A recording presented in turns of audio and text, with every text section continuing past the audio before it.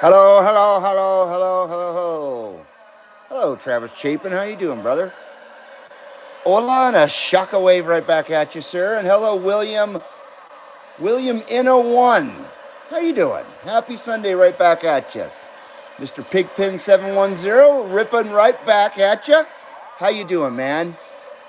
What's up, everybody? We're hanging in there, Travis. How you doing, man? Hope you're doing well.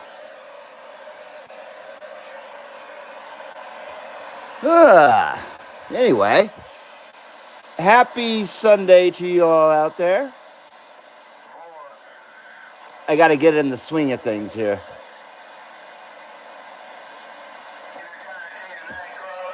Yeah, hopefully you guys are doing good out there. Welcome back to Sunday services here at the CB Lounge. 2112-2112. Hope you're having a good weekend out there. The weather is just absolutely beautiful here.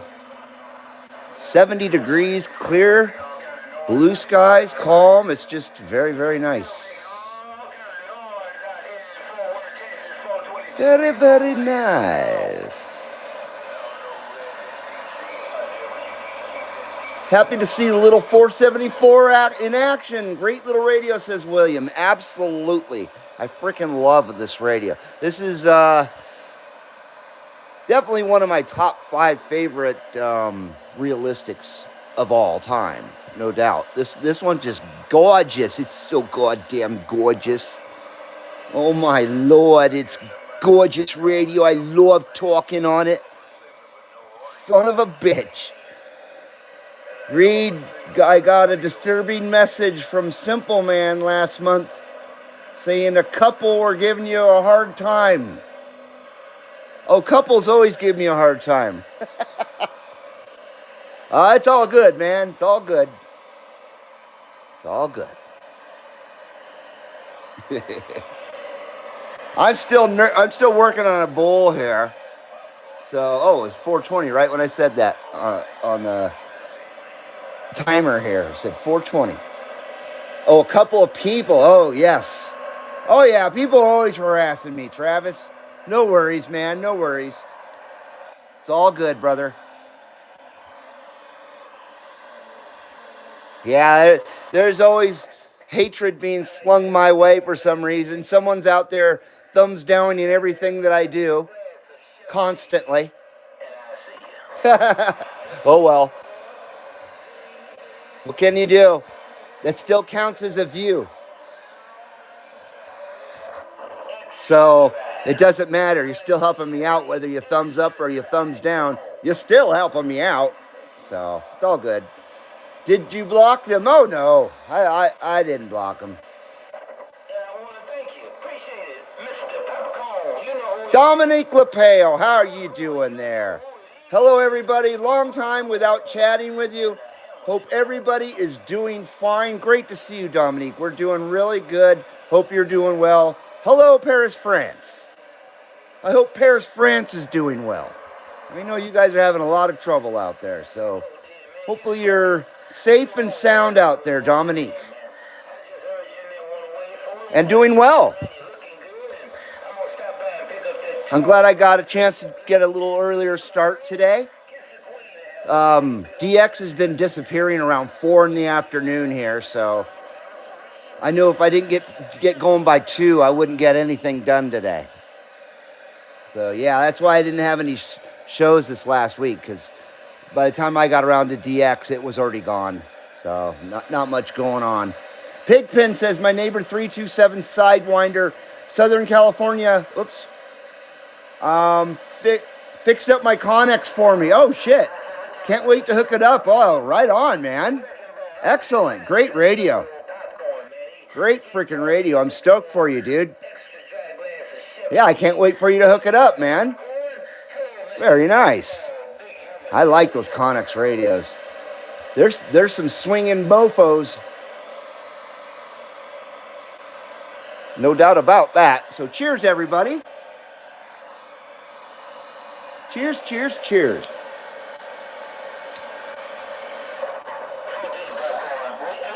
We do have a nice SWR to start out with, though. Right there on that 474.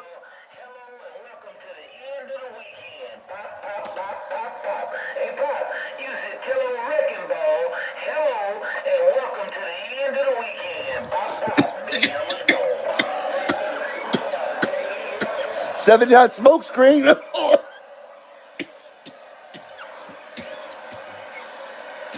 Oh, wait. Ooh. Like I said, I'm working on this bowl. I got a full freaking tank of Runts, R-U-N-T-Z. That's what I'm smoking again. Very nice and fluffy. But I already got a bowl all broke out, ready, waiting to be all busted up and packed in. As soon as I'm done with this one. So, yes, SWRs are absolutely fantastic. Dominique says, I'm doing fine, thanks, but very busy with my work. Well, that keeps you out of trouble there, Dominique. Very nice, man. Can't really complain when your work has to do with music. Can't really complain too much. Or maybe. I would imagine working with music would be pretty fantastic. Once again, we got that 1987 realistic TRC 474. It is a unit-in radio, no doubt about it. This radio is, like I said, it's just freaking gorgeous. It's got an antenna warning on it right here. Little antenna warning light. And when I hook it to a fancy box, that antenna warning light likes to go crazy. But then you check the matches, because I have 2 meters in line. You check the match, and the match is absolutely fine. And this isn't the only radio that the antenna warning light doesn't like the fancy box. So I took it all apart, and I blacked out the antenna warning light with a little bit of flat black paint and put it all back together.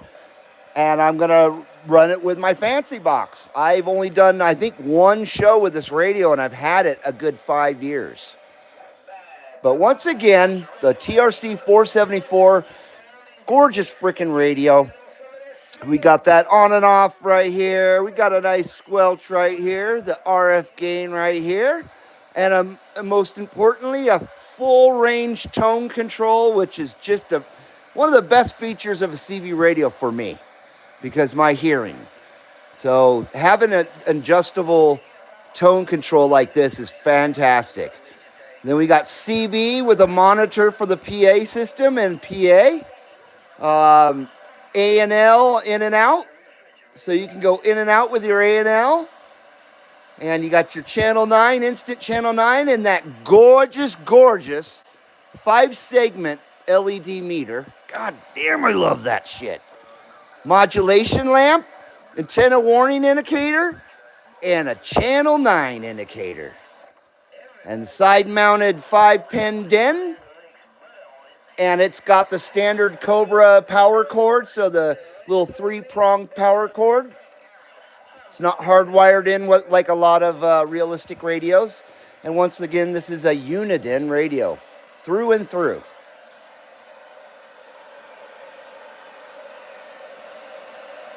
Love this freaking radio. So so I've only probably done one show with this sucker. Hello, Jed. How you doing, brother? Good to see you, my friend. We love you long time, audio driver. Jed UDX 183. I hope you're doing well, my brother. Yes, so we are running the fancy box. We just won't have the annoying AWI light. I can't stand that thing. It's completely useless. So let's see. Pigpen says I did the same. Blacked out the ABS light on my Chevy, so I didn't have to see it anymore. Travis says I had a truck once that had a check engine light. It came on. I checked for the engine. It was still there. I hear you. I hear you. Every time I hear the door is ajar, it's still a freaking door. Jed says I got drunk and ordered something last night. Uh-oh. What might that be? And DX has been garbage, just garbage this last week or so. So don't expect too much today. I know I listened for a little bit yesterday, and it wasn't very good at all. At all. I was a bit disappointed. How can a door be ajar? Exactly. Exactly. Yeah, even 17's quiet. Oop, sorry about that. A little bit tough getting in between the camera and the radio there. And in the 2112 parking lot here today, we've got a 1995 Mazda RX-7. Gorgeous freaking car. God, I want an RX-7. I've wanted an RX-7 forever. I've never had one. And then we've got a 1992 Mitsubishi 3000 GT in a diamond white, beautiful diamond white, just like my Impreza. My Impreza has a nice diamond white paint job too. And I almost bought one of these in 1992, but I just couldn't afford the payments on it, so I had to pass. But I was gonna get me a nice diamond white Mitsubishi 3000 GT. Oh man, that would have been sweet. So yeah, both really freaking awesome cars. And the RX-7, man, every edition of the RX-7, every generation of the RX-7 fucking kicks ass. I would say my favorite is the second generation, all the way up to 89, the kind of the more square style RX-7.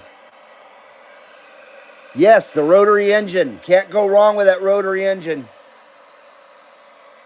Jed says a Superstar SS88 HL 10-meter AM radio. And if you want to check it out, there's the link for it right there. Very nice, man.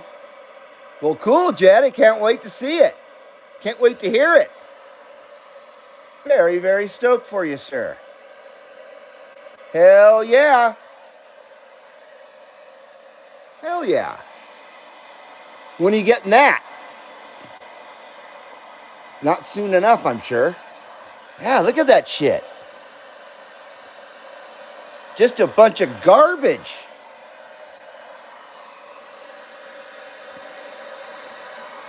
$576 fucking bucks. Oh my God. Hey, you only live once, man. So good on you, Jed. Good on you, man. That's a lot of cash, says Travis. You know it. People ask a freaking arm and a leg for radios. They really do. Oh, how sad with this DX situation. Not even 11's rolling. It might be a short show today. Yeah, a whole lot of cash. Well, let's hit this radio with another 79 smoke screen. Maybe that'll liven up the DX a little bit.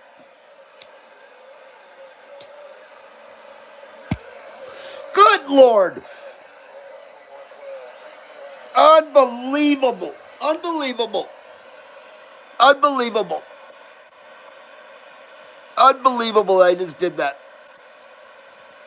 I've been dropping everything today. I'm just a clumsy idiot today. Yes, bong hit is exactly right. I had this so perfect. I worked on it for like 10 minutes. God damn it. Son of a buck.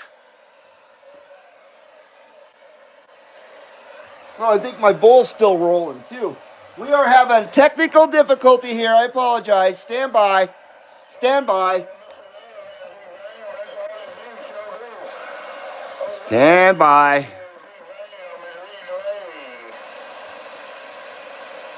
I think we're crooked still. Are we crooked still?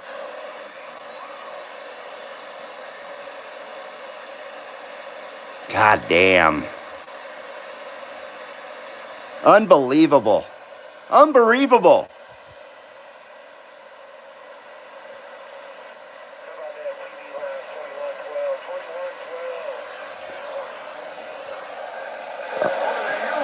Who's that out there?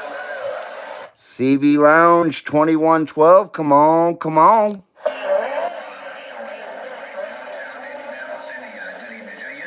We got a caller out there. How about it? How about it? CB Lounge 2112. Come on.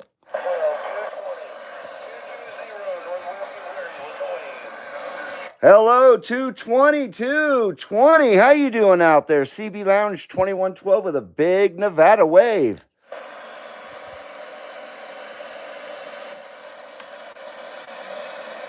Is he hearing us? Dum-dum, Indiana's on the mail.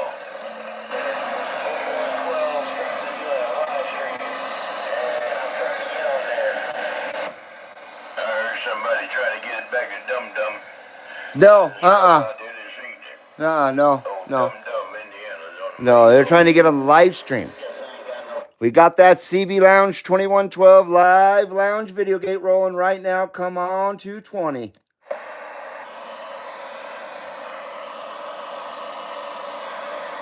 Oh, don't tell me I'm in the mud. Oh, right back 019 in the grass. Appreciate the wave on it there, my brother. Hope everything. Okay, we're going to have to go to a different channel. Let's see here. Let's try 15. Oh, that's starting to ramp up now. Hello, Phil. How you doing, man?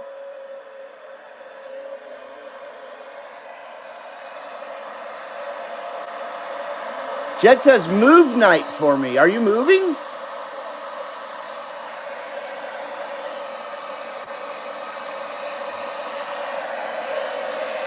CB Lounge 2112, Carson City, Nevada. Come on. Ronald, how you doing, man? We are hearing you out there.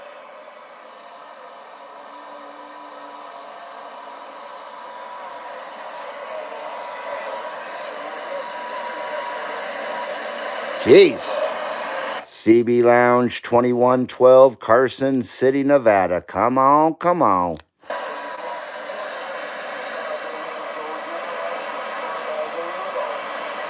When I was in high school, I went to the dealership and told them that I was interested in buying an RX-7. Took it out and ripped on it for an hour. LOL, didn't buy it. Love driving it though, says Phil. How you doing, Phil? Good to see you, man. Yeah, the RX-7s are a blast. They can get squirrely too. They definitely can get squirrely. Nice rear wheel drive. None of that front wheel drive shit. I tried. 15's my home channel, says Ronald. Roger that, man. I might just be in the mud again. Who knows? CB Lounge 2112 Carson City, Nevada. Come on.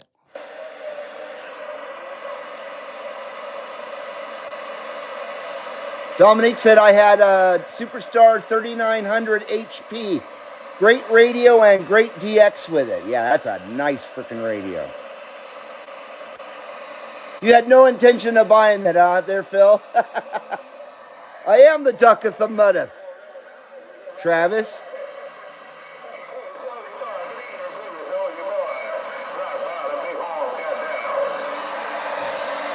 How about it out there, DX Land? How about it, CB Lounge 2112, Carson City, Nevada? Come on.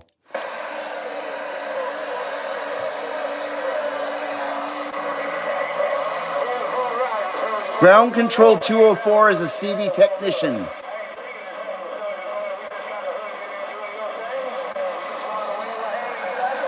Yeah, I don't know who that is. I remember the Mini Truck Club Ground Control out of Southern California, though. They had some nice fucking trucks. All right, we're getting nowhere here. Breaker 17, CB Lounge 2112, Carson City, Nevada. Come on. Come on, someone validate my radio here.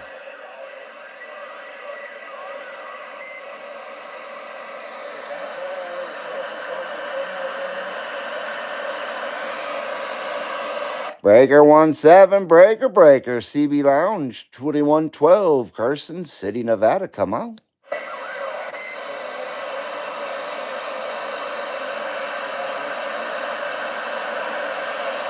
Ground Control is a technician on YouTube. Roger that.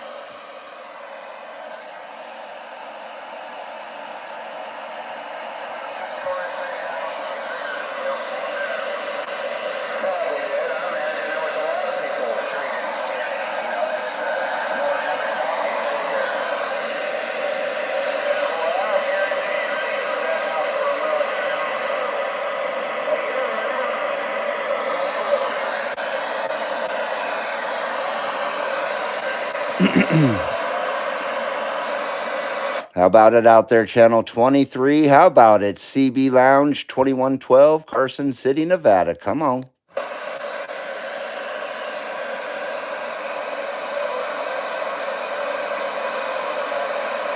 Oh, come on already. I'm giving her all she's got.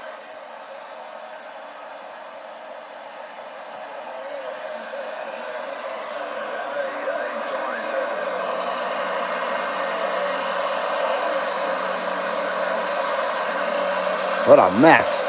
Breaker 28, break 28, CB Lounge 2112, Carson City, Nevada. Come on.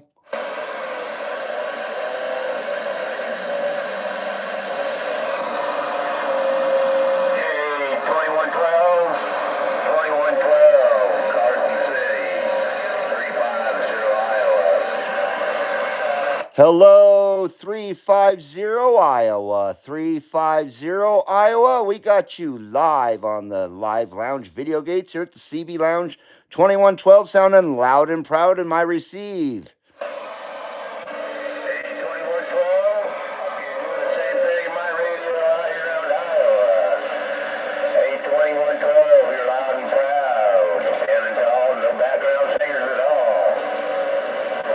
Very nice. I appreciate that there, 350, with that nice signal coming out of Iowa. We sure appreciate you having you on the CB Lounge 2112 Live Lounge Videogates. No doubt about it, my friend. And you're around 225 on the show clock if you want to check it out, 350.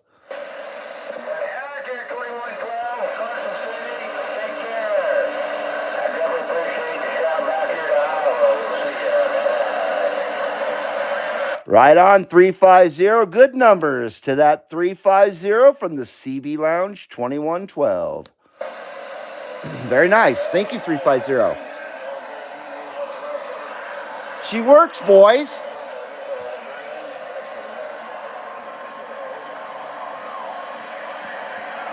She's a working.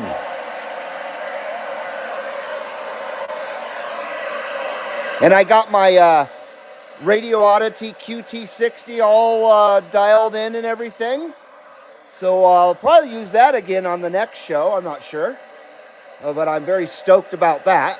So we got that radio finally in line for the CB Lounge 2112 Live Lounge Videogates. I just can't seem to speak today.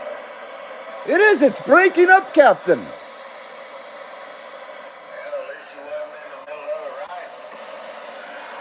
I got to take the picture in a couple hours, says Travis. Maybe, if we make it to 420.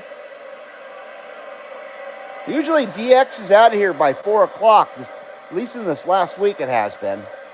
But hopefully it'll go through 420. That would be nice.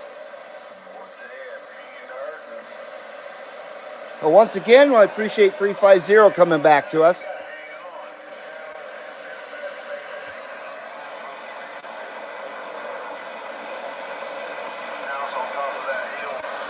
And of course, I gave a little bit of listening out there to Sideband throughout the week, and just the same old crap out there. Same old goofery going on, and so that's why we're not even bothering with Sideband radio today. I'm so disgusted with Sideband. I don't really care anymore. There's some real insufferable people out there on Sideband. It's just insane. And not just one or two of them, but a dozen of them or more. It's crazy how many freaking retards are out there. Bunch of dildos. Like I was saying, I think it's the entire splinter testing crew from the wooden dildo factory out there on Sideband doing their thing. The entire test crew. And that's a lot of people. That's like 40 people, the test crew.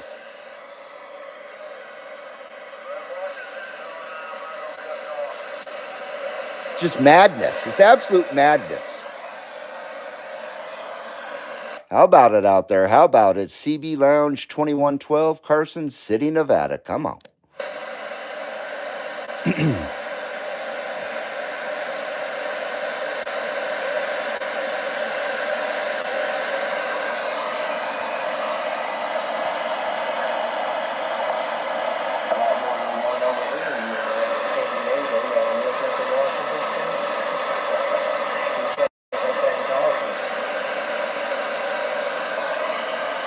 Breaker 17, Breaker 17, CB Lounge 2112, Carson City, Nevada. Come on.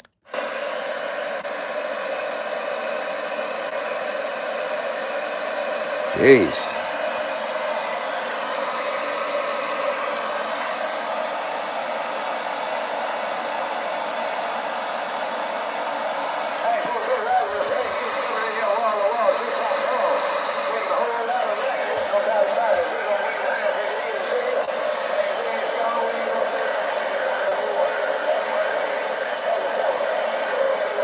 Oh. Holy crap, that water is good. Good water.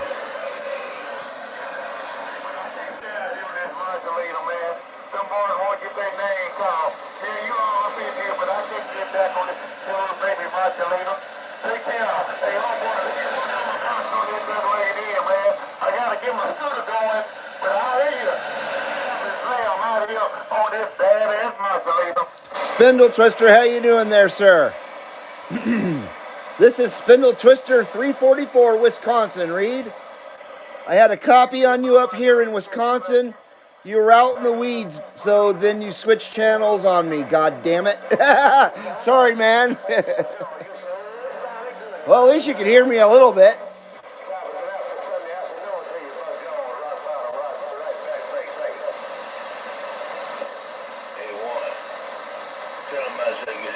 Hope you're doing good out there, Mr. 344. Good to see you, sir.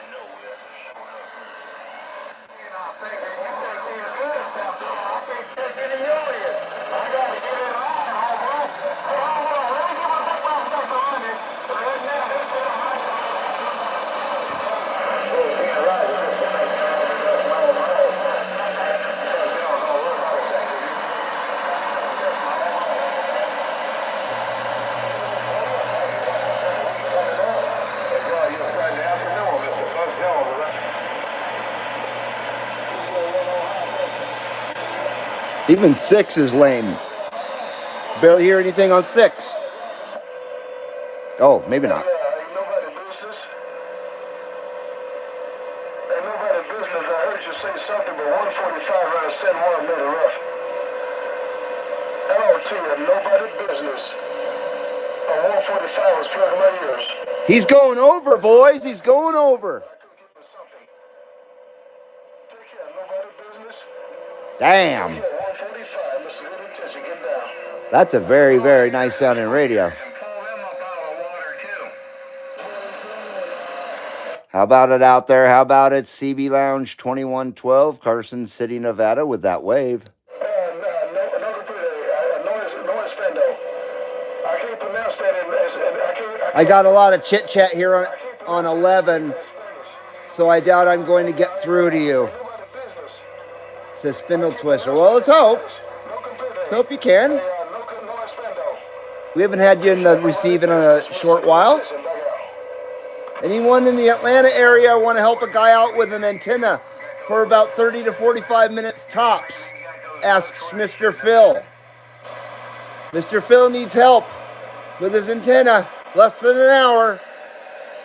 I know if I was there, I'd help you out, no problem, man. Especially if I had to climb something. I like climbing stuff. Yes, the Tidy Bowl, Mr. Travis. That is a nice sounding radio there on Channel 6, though, I gotta say.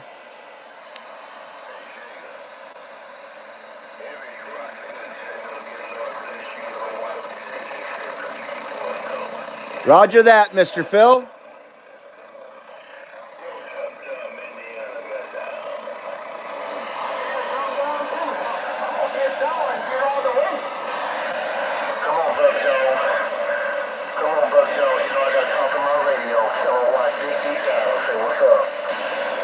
How about it out there? How about it? CB Lounge 2112 with that Shaka Shaka wave.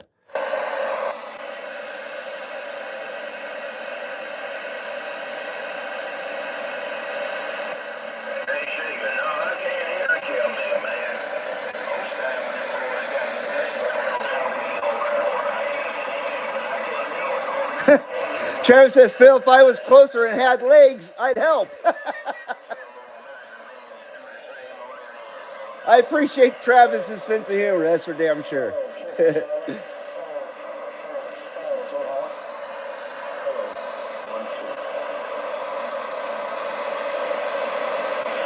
How about it out there? How about it? CB Lounge 2112. Come on, come on.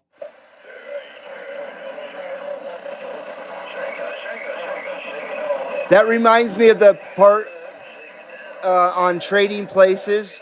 Or is it Trading Places? Trading Places with Eddie Murphy, Dan Aykroyd. And Eddie Murphy's a con man in his little rolling thing, like he has no legs.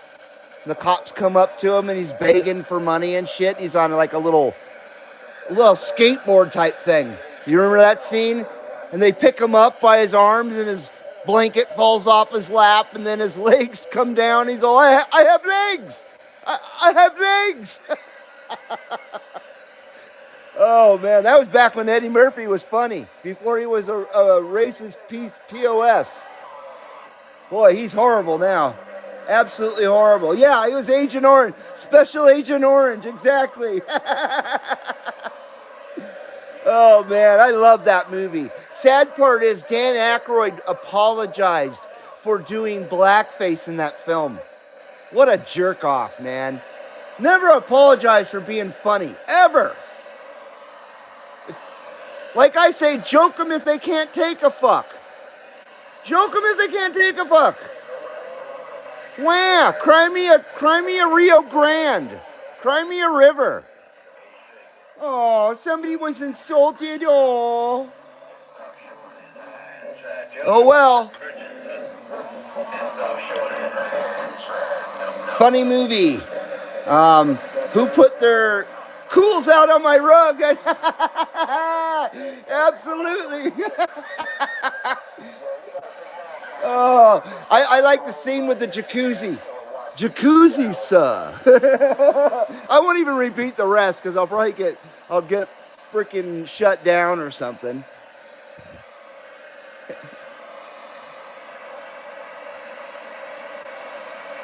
Never say no pun intended. Intend your puns, you cowards, says Travis. Roger that, man.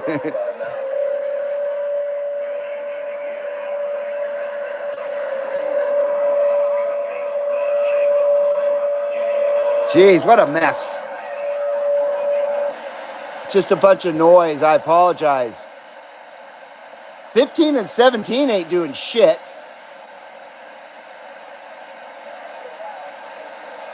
It's a sad state of affairs here at the CB Lounge 2112 when it comes to DX conditions. Damn it.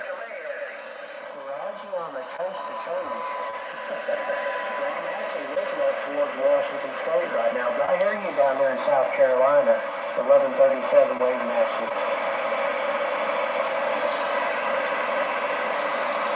I knew people that could a pump handle into thinking it is a windmill. Sure.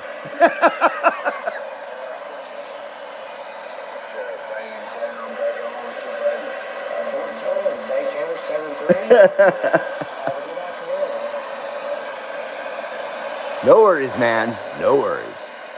How about it out there? How about it, CB Lounge 2112, Carson City, Nevada? Come on. God damn it! Sorry about that. Lost my cool a little bit there. Oh boy. I am enjoying the 474, even if we're not getting anywhere on it. That meter is gorgeous. I freaking love that meter. My wife pumps a good windmill, says Phil. Oh boy.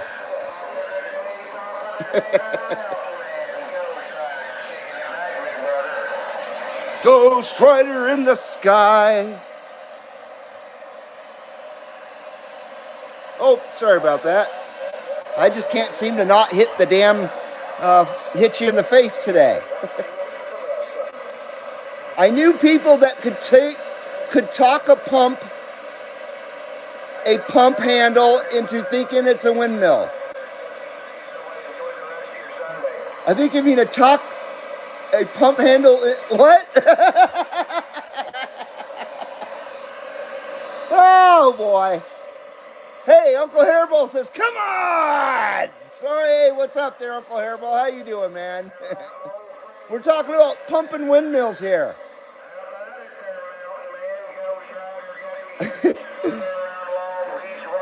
Yeah, I did. I headbutted again.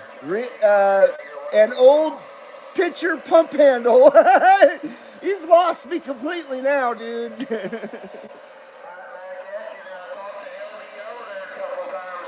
That'd be good handle, though. Pump handle. We got the pump handle here. How you doing, Uncle Hairball? I hope you're doing well, sir.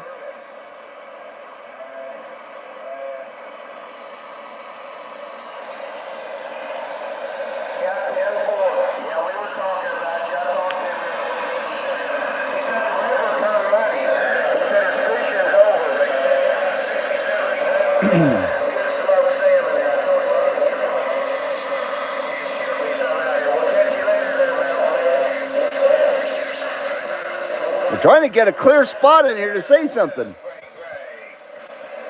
How about it out there, CB Lounge 2112 with a Shaka Wave?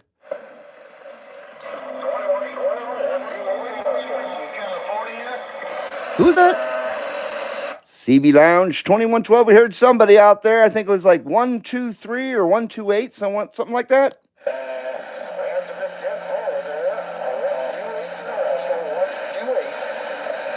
Hello there, 128. 128. A big CB Lounge 2112 wave to you, my friend.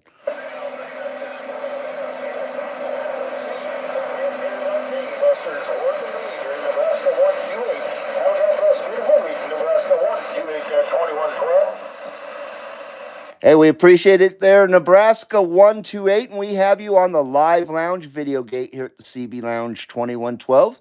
Sounding great out there, 128.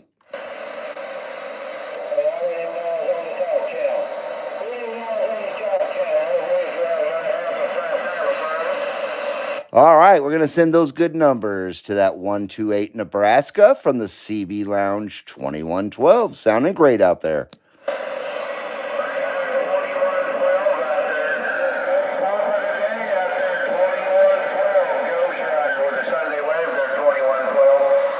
Hello, Ghost Rider. Hello, Ghost Rider. Great to hear you out there. Ghost Rider, a big CB Lounge 2112 wave to you, my friend.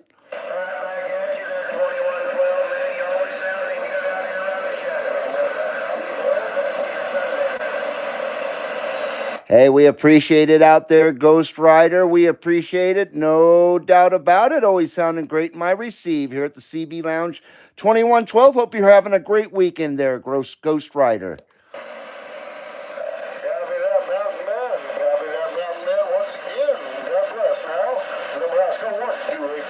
No, now he's loud. 128 is. Have a great afternoon there, Ghost Rider. Good numbers to that Ghost Rider from the CB Lounge 2112.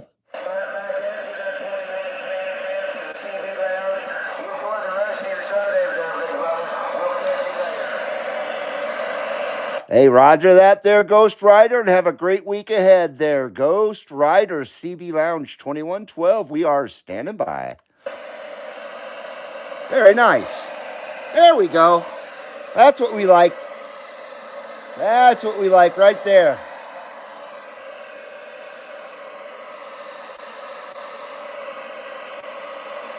Uncle Hairball has his stuff unhooked because of storms. Uh-oh.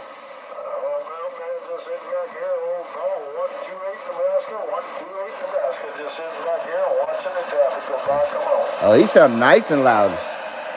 128 Nebraska is now nice and loud. Nice and loud here at the CB Lounge 2112.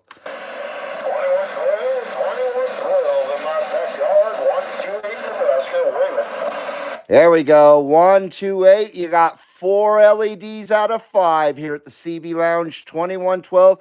Loud and proud there. 128.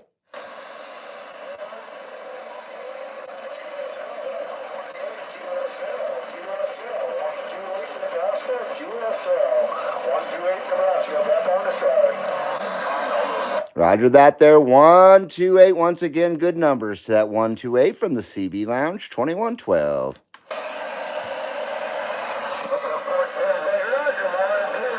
He was sounding really good.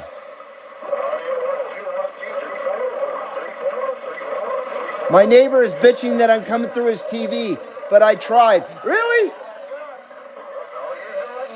I've asked all my neighbors. They don't hear nothing. That guy must be using an old-ass TV. That's a damn shame. Yeah, none of my neighbors complain ever about hearing anything. But back in the day, they used to. Back in the 80s, my neighbor used to complain all the time. That surprises me. That's a damn shame.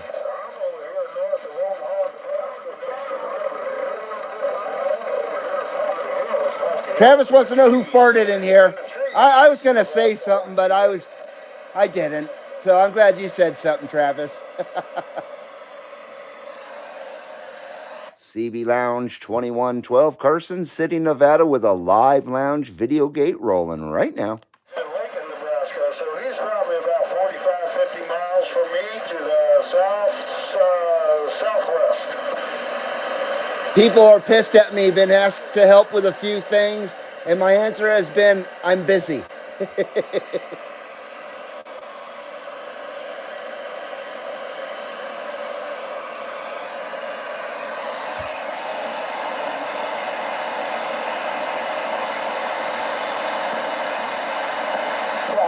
Wow, wow, wow, wow, wow, wow, wow.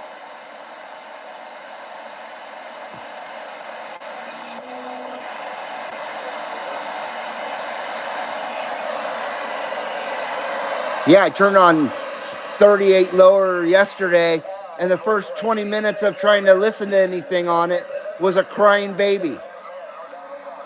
And then the Close Encounters, do, do, do, do, do. Just, ah!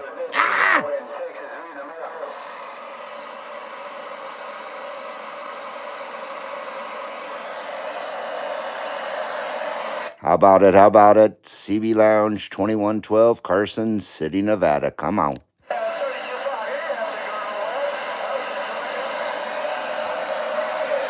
And I am running stock mic, just so you know, stock mic. I always run stock mic on the Radio Shack radios.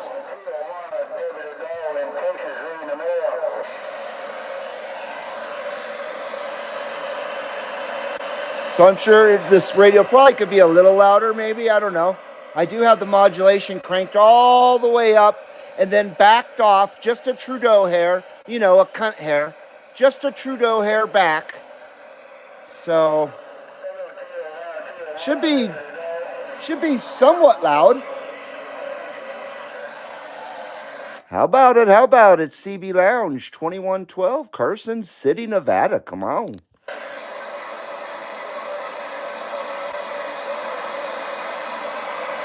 I got a lot of the brothers on channel 11. God damn it, they love talking to themselves. It's that spindle twister.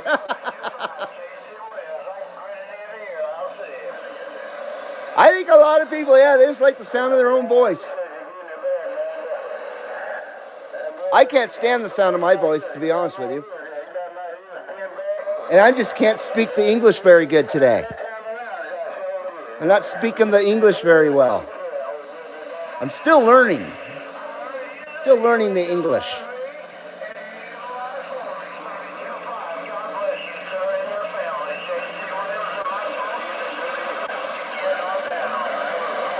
How about it? How about it? Channel 11 CB Lounge 2112, Carson City, Nevada. Come on.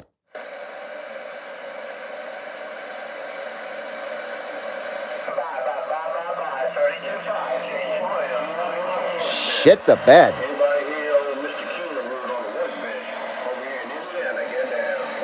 Mr. Keen, is that what he said? Hello, Mr. Keen. Hello, Mr. Keen. Hopefully I got that right. CB Lounge 2112, Carson City, Nevada.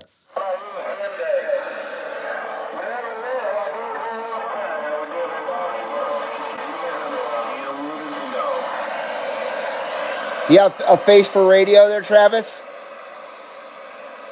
That's why you guys never see me, because I feel the same way about myself. You should learn Klingon. It's easier, says Uncle Hairball.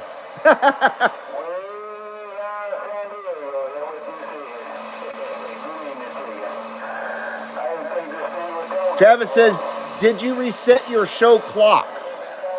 No. I'm not sure what you mean, man. It is 2:49 in the afternoon here. I'm pretty sure of it. Is that what you mean?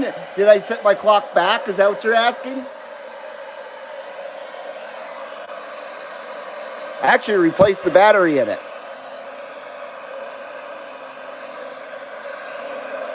How about it out there? Oh, I'm talking to this damn microphone backwards. How about it out there? How about it? CB Lounge 2112. Come on, come on. Dominique says it's 11:49 p.m. here in Paris. It's almost midnight in Paris. So you're almost working on Monday there. Did you set your clock for standard time instead of daylight savings time? Says Travis. I set it back. So that, I guess it's, that would be daylight savings time. I know Arizona, they didn't used to observe daylight savings time. I don't know if that's changed or not. But back in the day, they didn't observe it.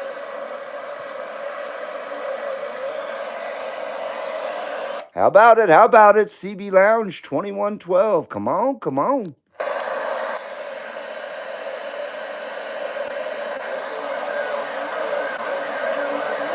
Jeez. Rough and tough.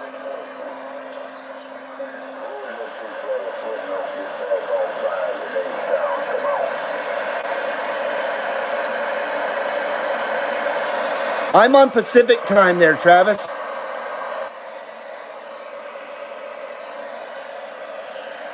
I think Mountain Time starts in Utah.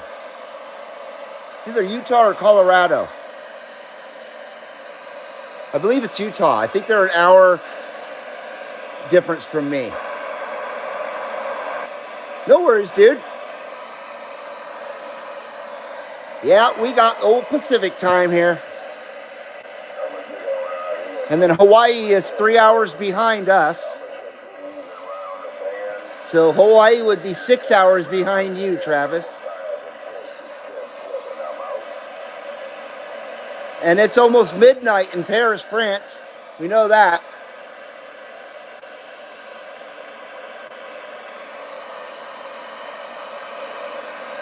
How about it? How about it? CB Lounge 2112, Carson City, Nevada. Come on.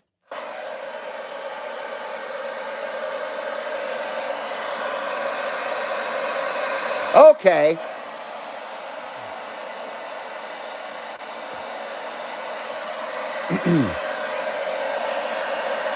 Breaker 1-5, Breaker 1-5, CB Lounge 2112. Come on.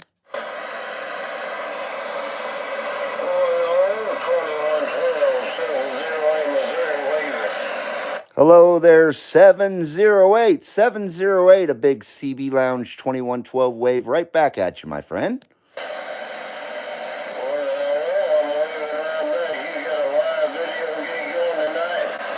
I do. I'm running it right now, 708, and you're around 2:53 on the show clock.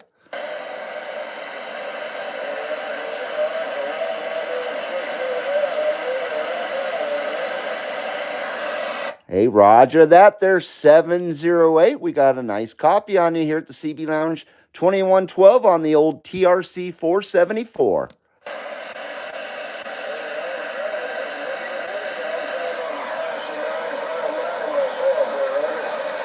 Hey, roger that, roger that. Glad we're making it across the street over there, my friend. No doubt about it. And always great to hear you in my receive here at the CB Lounge 2112. No doubt about that. There's 708.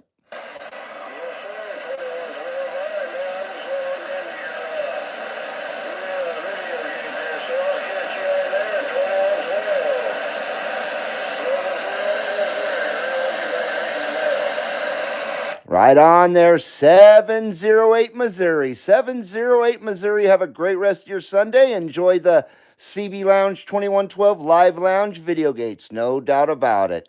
Have a great afternoon there. 708 CB Lounge 2112. We're standing by.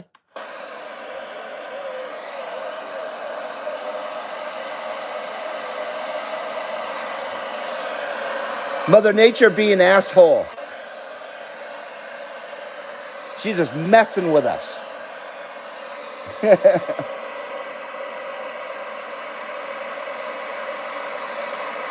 Yeah, I hate daylight savings.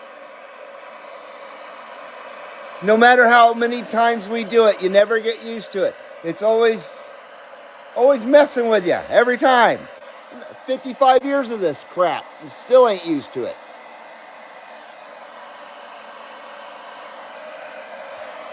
Well, I appreciate that. There's 708. Skip is very finicky today, and it has been all week. Like I said, those conditions just haven't been very good at all this week. And then, of course, sideband's just full of a bunch of goofs, so I ain't even going near there. I do enjoy sideband though when it's not full of goofs. Oh, what the fuck is the Chinese are down here? Says Travis Chapin. Oh, excuse me.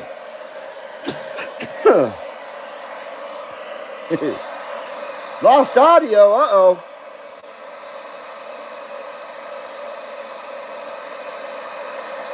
Been carrying Bertha out to the shack. Uh-oh. How about it? How about it? CB Lounge, 2112 Carson City, Nevada. Come on.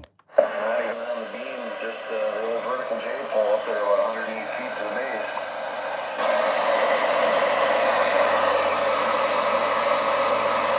I like a Chinese. They only come up to your knees. Says Phil.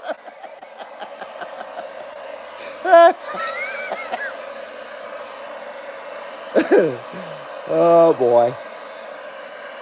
Yep, that's what we're doing. It's all Mother Nature, like you say. That's exactly what it is. All Mother Nature out there. Yep, she's very stingy. You got audio there, Uncle Hairball? Come on, come on.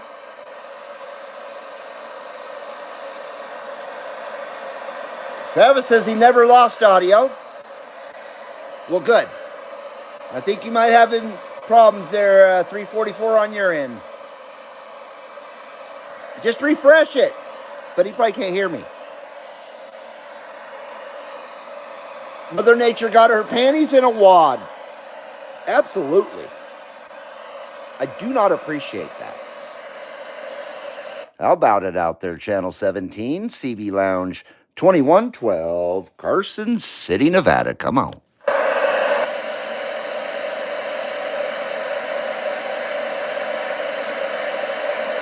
All right, then.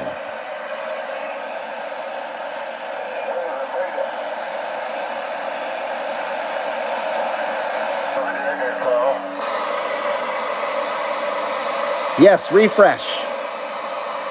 Always refresh.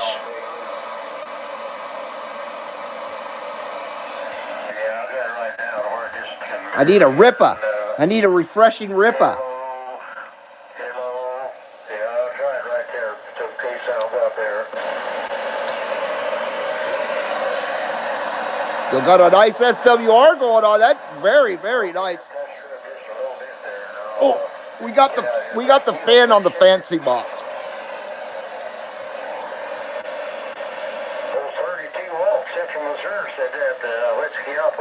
79, a smoker screen.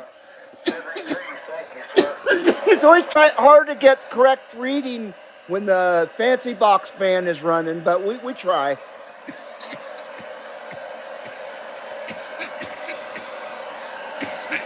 Oh boy.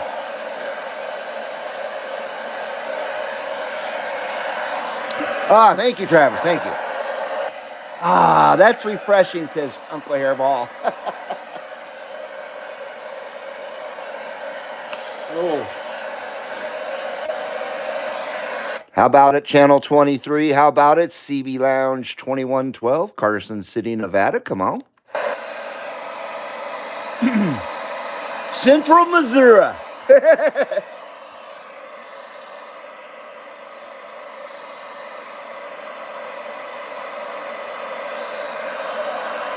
How about it out there? How about it, CB Lounge 2112 with a Shaka wave?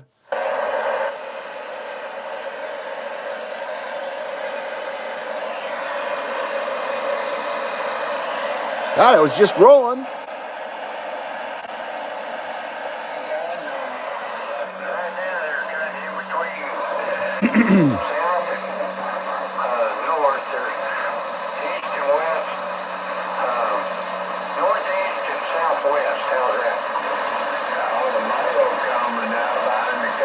Well, there's Pinto Bean. That guy's got an extremely unique voice.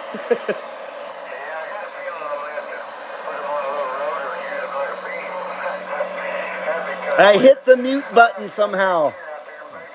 Got to rolling now. Says Spindle Twister. So he muted it. Be back soon, says Uncle Hairball. He's heading into the house. How about it? How about it? CB Lounge 2112, Carson City, Nevada. Come on.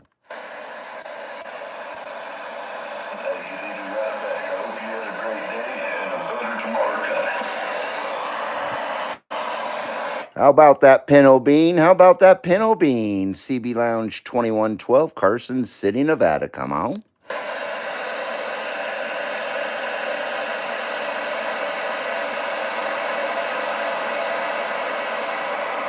No shoes, no shirt, no dice.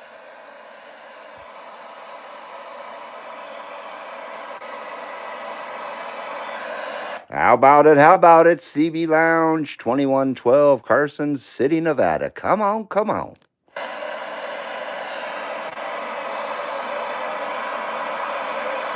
It's can hunting season now, Travis. Yeah, it is.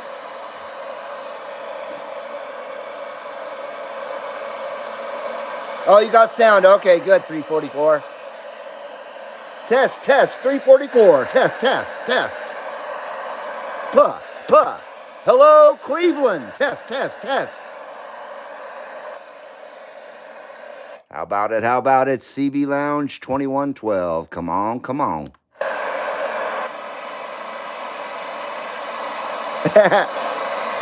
Travis said, I told my wife when we were dating, no shirt, no shoes, no problem. Come on in. Hell yeah.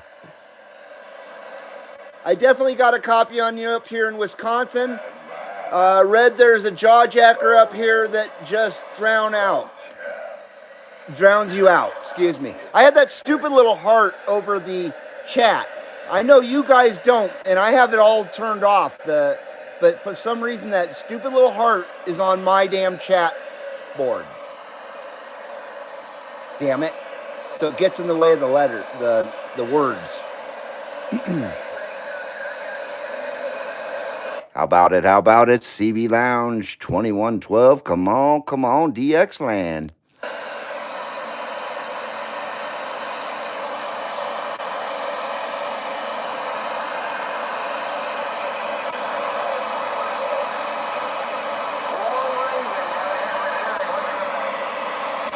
Mary and I met through the CBs.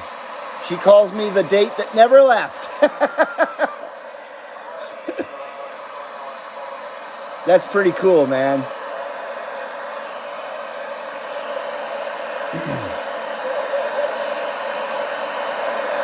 I met my wife at an amusement park. We both worked there as ride operators.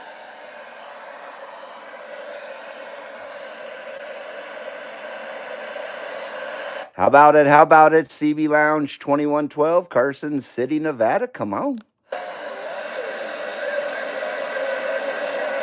I'm trying, boys. I'm trying. I apologize.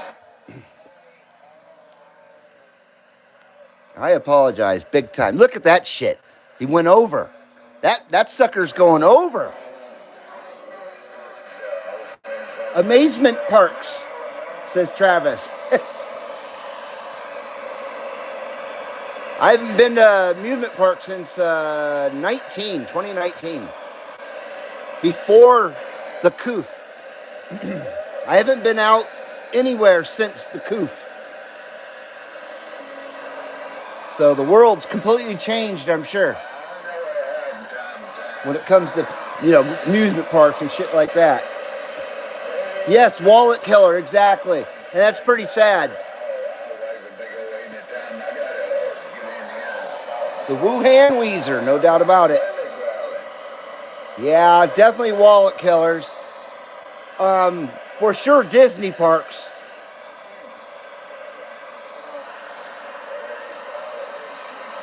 And people have become so intolerable anymore that I'm afraid to go around any kind of crowds.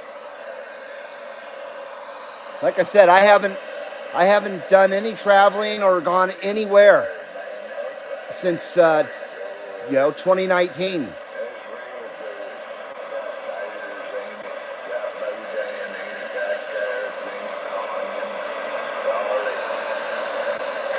So I've been kind of insulated here in my town.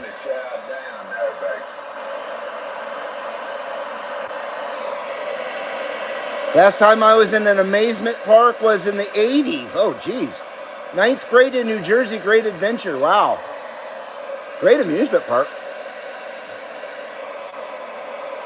It seems like everybody's getting with all that.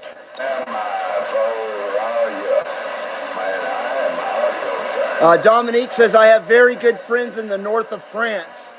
I met them thanks to the CB radio. We are friends for almost 35 years. That's awesome. I hear you, Dominique. I hear you. There's a couple of people that are still in my life that I met back in the mid 80s on the CB radio, and they're still part of my life. It's pretty awesome. Like I've said before, the CB radio actually kept me from being homeless in 1990. Hey, MudDuck77, how you doing? MudDuck77, good to see you. A long time, man. Good to see you, my friend. Mr. Reed waving to you hello. And a double shaka wave. Good to see you, MudDuck. I hope you're doing well. And hello, Mexico City. Hola, hola, ¿cómo estás, my friend? How you doing, MudDuck? I hope you're doing well, my friend. Great to see you. I love it when you old time loungers come on back to say hello again. I appreciate that very much so. Thanks for not forgetting about me. Thanks for not forgetting about the channel. I much appreciate that.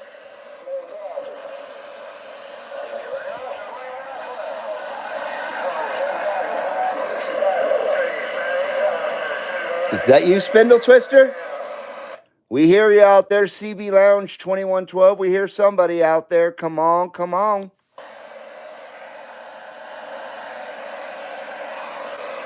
How about it? How about it? CB Lounge 2112. Come on back.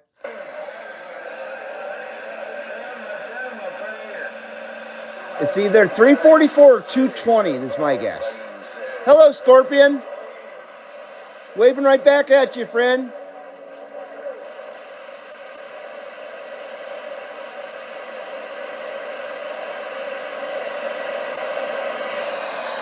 How about it? How about it? CB Lounge 2112, Carson City, Nevada. Come on.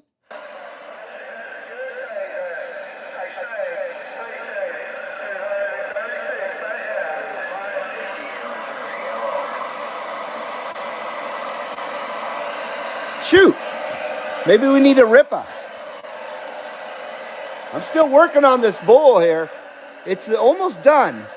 And then I got one already grinded up and everything ready to be loaded. How you doing there, 007?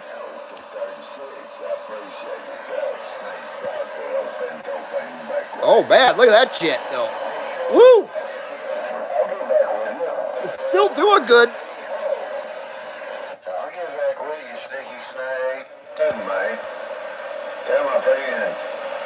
124, old Bane waving the head. He wants for you. Oh, yeah. 79 smokescreen. Because it's good for you. And it's good for me. It's definitely good for me.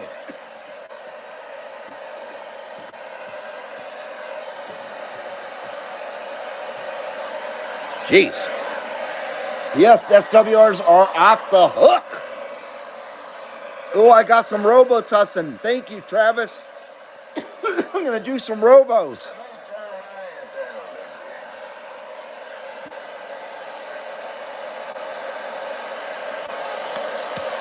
Oh. Ooh, excuse me. All right. Well, we are 69 minutes into Sunday services, 12 loungers in the lounge, 7 thumbs up. 7? If you can hit that thumbs up, I'd really appreciate it if you haven't already. Thank you, thank you, thank you. Who remembers old Vic's Formula 44? Oh, I do. I remember kids abusing that stuff. Getting all wasted on the Vicks.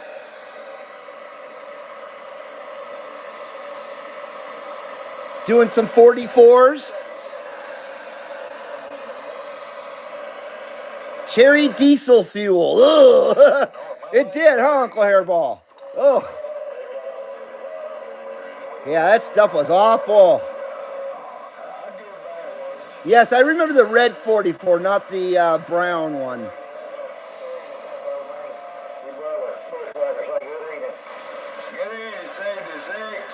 44D was nasty. Oh, yeah. Woo! I can still taste the bitterness.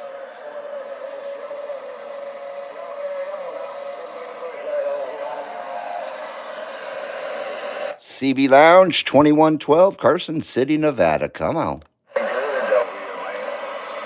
You're still making the making Wisconsin, but you're in the weeds, says Spindle Twister. Roger that, my friend.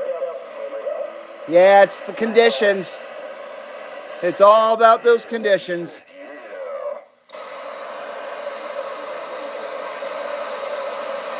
Maybe 23's got some more Midwest on it. Or not. Usually 23's full of a lot of people from Indiana, Illinois, that area, Wisconsin. How about it out there? How about it? CB Lounge 2112, Carson City, Nevada. Come on.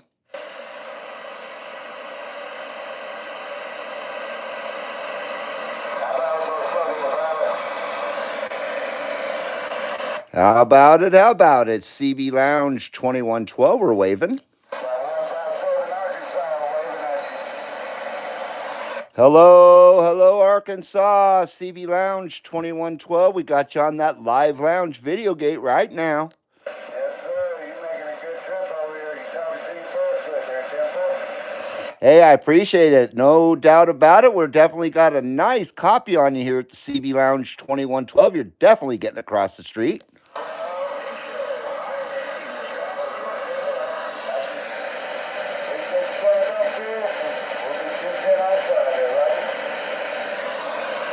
Getting a little rough and tough out there. I do apologize. No doubt about it, but we still got you out there, Arkansas.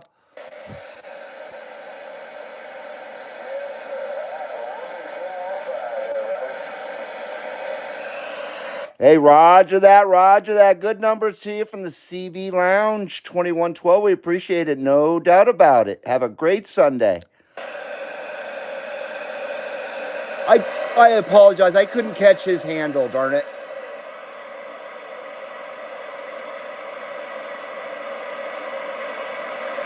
Shoot. And we had Arkansas out there instead of the Midwest. So I was wrong. We have Arkansas too on channel 23. 2112 Dave Mustaine might be retiring, says Travis. He is, yeah. I think he's doing one more tour with Iron Maiden and Anthrax, which is going to be incredible. But of course, nobody will be able to afford to go to it, or at least I won't be able to. And and one more record, and then that's it. No, I think he just has had enough. Time for him to retire, unfortunately, Travis. I think he beat that cancer, and, you know, I think he's good to go in that department, I'm pretty sure.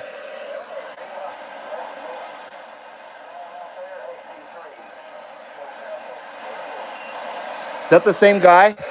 Because I heard that time 823. Yes, I effing love Megadeth too. I have since the inception of Megadeth. I've been a fan since they started. I gave up on a lot of bands years ago, but I never gave up on Megadeth, no matter what they did. I effing love them too, for sure. They're right there with Iron Maiden and Rush with me. Although I am a bit disgusted with Rush, I gotta be honest with you. This whole touring thing again, 5 years after Neil's death, is just I think it's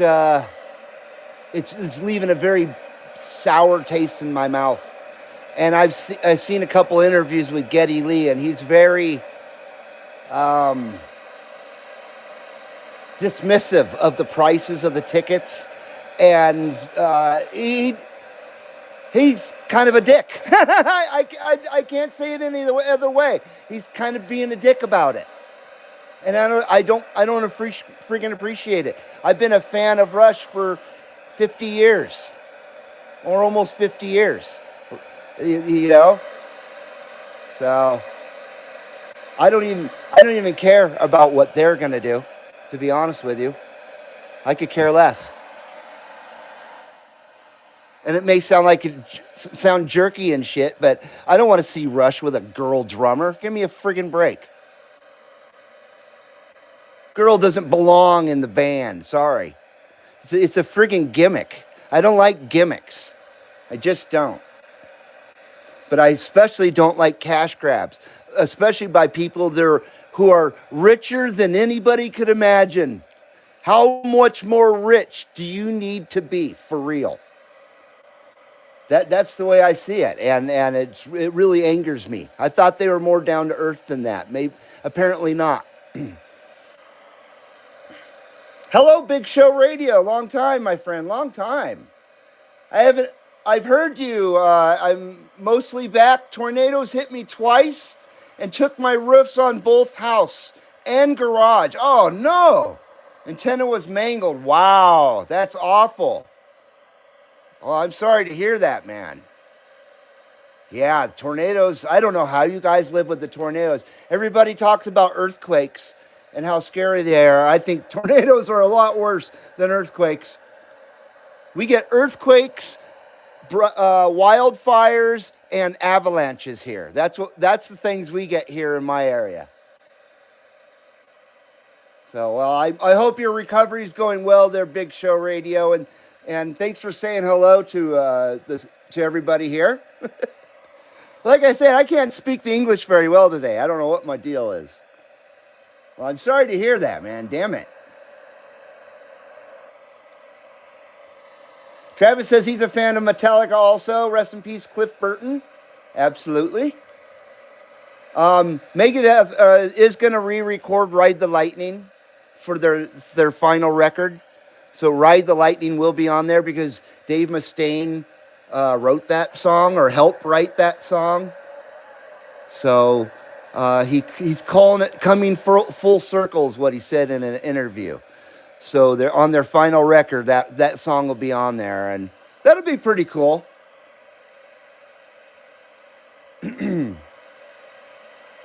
Phil says love Rush as well, but I'm not paying those prices. No, definitely not.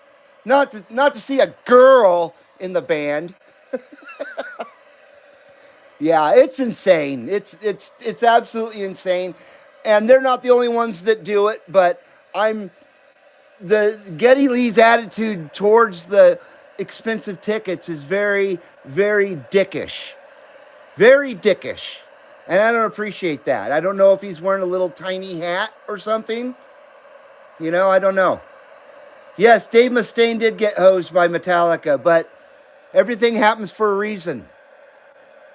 And we probably wouldn't have had Megadeth otherwise.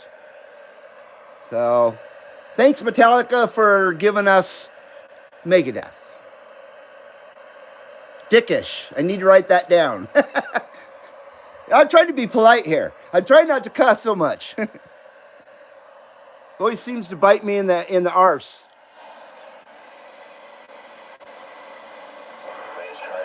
Jeez, look at that.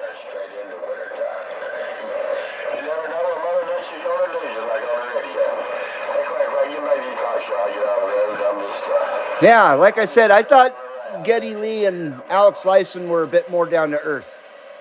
I'm starting to think no. You actually wrote that down, huh? I wish I would take notes, damn it. Is it 3:20? Yeah, we'll try to go another hour. As long as there's DX.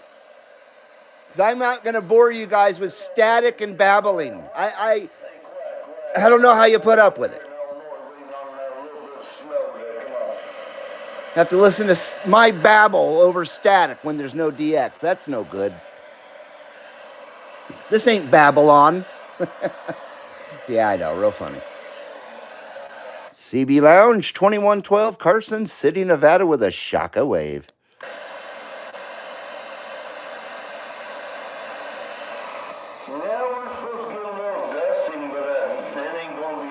Hey, don't be talking about that stuff. Don't you talk about that stuff. We're having an amazing November so far. And that's all I'm going to say. That's all I'm going to say. Hairball says dickish. It sounds British. I say the old chap seems to be a bit dickish, wouldn't you say? Yes, quite dickish indeed. Absolutely, Uncle Hairball. I don't know. But we love British, so that's definitely a compliment. We love ourselves some UK and some England around these parts. Travis says, I like how you produce your show, Reed. Thank you, Travis. I appreciate that very much. I got cotton mouth. True, but we would not have Megadeth if they didn't. Exactly. Maybe Metallica wouldn't have said sold out, though, if they didn't kick them out. I don't know. I don't even want to speculate because Megadeth has given us so much incredibly good music up until current. You know what I mean? I know their final album's going to be as good as everything. So, yeah. Dave kept it real while still being mainstream. You know what I mean?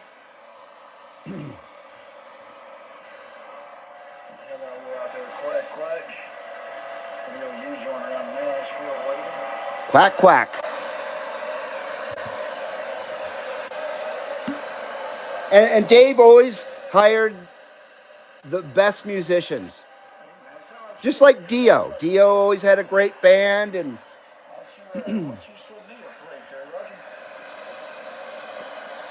ooh, excuse me. But yeah, Megadeth is Dave Mustaine. I never bought Saint Anger. That was a bullshit album, says Travis. Oh, God. To say the least. To say the least. Oh.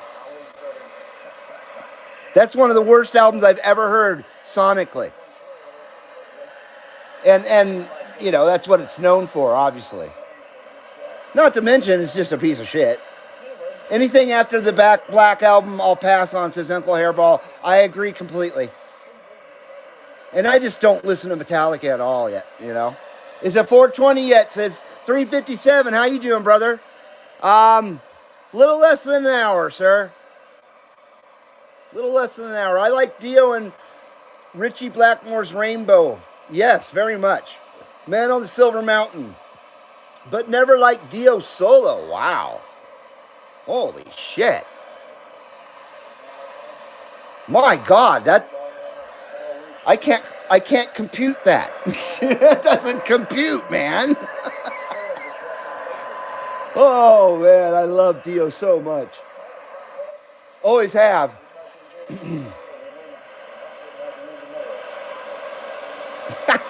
No, you don't have to apologize, dude. Everyone has a right to their own opinion, and everyone has a right to make a joke, and, you know, no apologies necessary, Travis.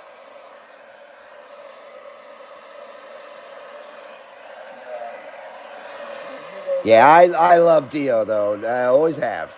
In Rainbow and solo, and, of course, in Black Sabbath. And I know that's contentious for a lot of people, too. But I love both Ozzy Osbourne and Dio, both, in Black Sabbath. I love both of them, you know?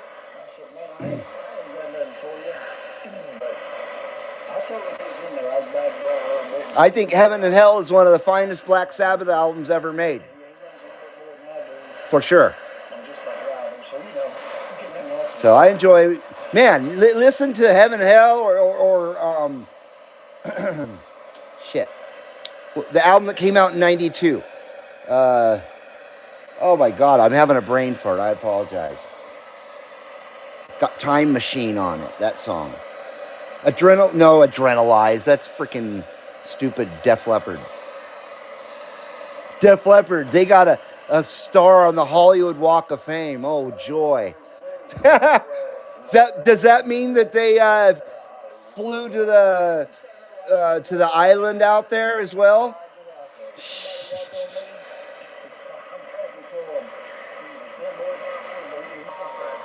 Love Ronnie James Dio, but Black Sabbath was not Black Sabbath without Ozzy, says Phil.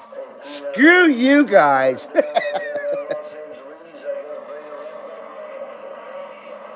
Just like people feel that way about Van Halen, of course, between Dave and Sammy. I love them both equally. David Lee Roth was a much better showman as far as humor and shock value and just craziness versus Sammy Hagar was, much more professional in that manner. But I think they were a lot more fun with David Lee Roth. They were better technically with Sammy, I think.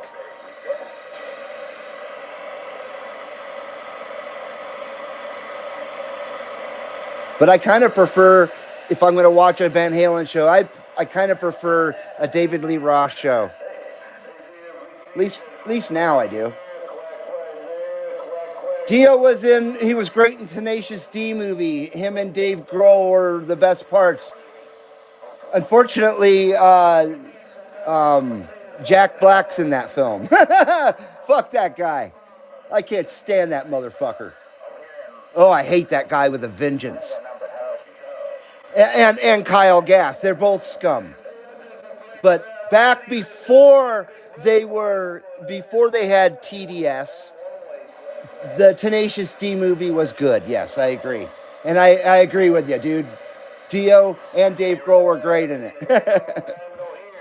But I won't watch it ever again, only because I hate those two dudes so much that I can't get past it. Just like I can't watch a Robert De Niro film anymore. Just can't do it. And Taxi Driver, that was one of my favorite movies of all time.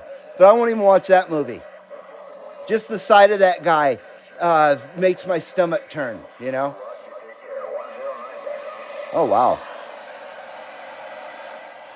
Dominic says that this week is the 10th anniversary of the massacre of around 100 people in a theater called the...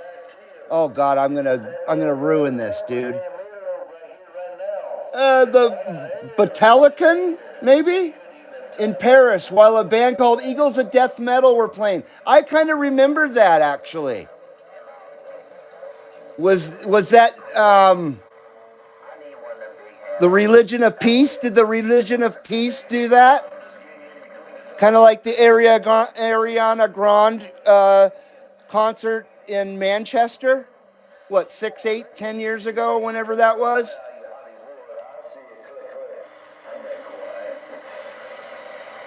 Wow, 10 years, huh? Van Halen with Dave and Sammy, says Travis. I totally agree. Yeah, I love them both. Dave and Van Halen tried out Leap Eddie. Not going to happen. I love it when Eddie plays the little tiny guitar. Him and Michael Anthony has a tiny bass, basically a kid-sized guitars. Dominic says, never forget those poor people who just wanted to listen to good music. I hear you. That's why part of the reason why I'm afraid to go into crowds, to be honest with you. Exactly why. Yes, Jack Black is a horrible person. And I used to be a fan of his, I first saw him on a show called Mr. Show on HBO. That's where I first saw him. And I enjoyed him a lot before he started making movies. And then I enjoyed his movies up to a point. Then I just got sick of him altogether before he even had TDS. Gary Sharon sucked in Van Halen. I've never listened to Van Halen 3, so I don't know. I do like Gary Sharon in Extreme, though. He's a good singer.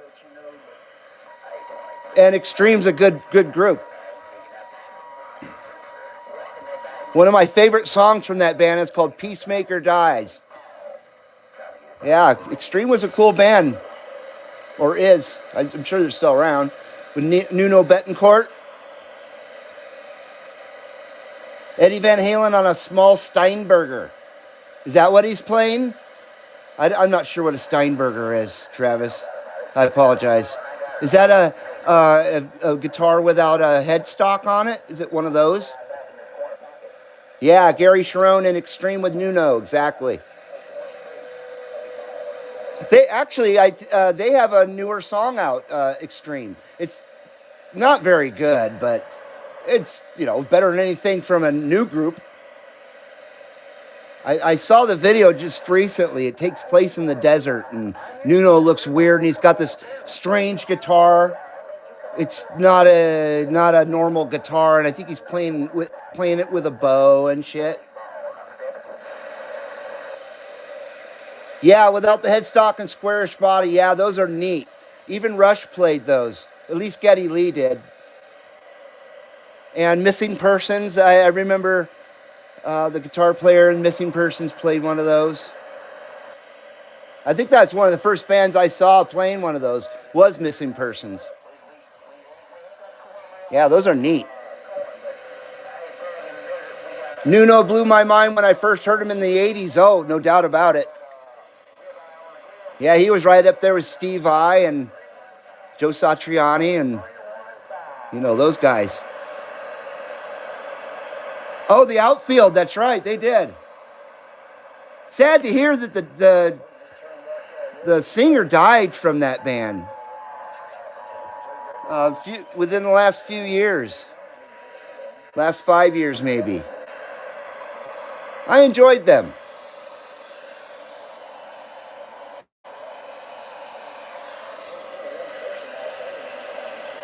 Oh, I'm talking through all the DX again. Sorry.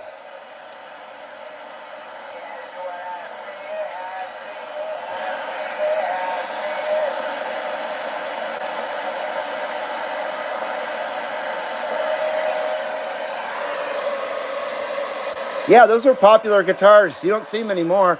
You know why you don't see them anymore? Because nobody plays instruments anymore. All they do is program a beat into a computer and then try to rhyme over it or mumble over it. That's modern music. Put it in the computer and pretend and then sing to it with auto-tune. That's today's music.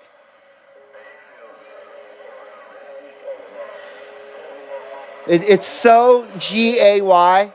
It's so G-A-Y. I'm going to add an extra Y. It's G-A-Y-Y. And there's people out there that like the sound of those radios when they key up. I'm one of those people that I hate it. I can't stand those radios. Make all that garbage noise before they even talk. Sorry. That's just my opinion. Because auto-tune can't play the guitar, says Cowboy. Exactly. Oh, God, that is so annoying.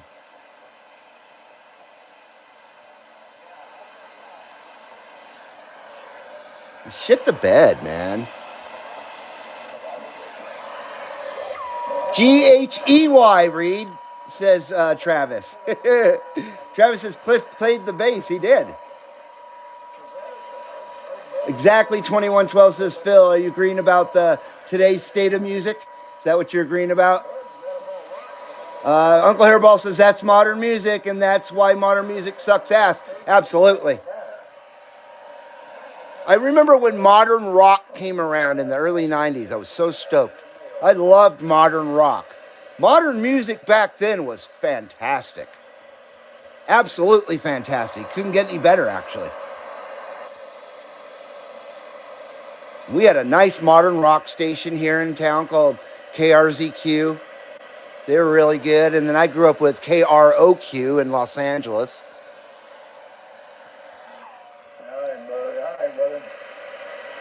Lemmy the Skip Parrot plays the bass station. Says Cowboy. Auto-tune blows goats. It definitely does.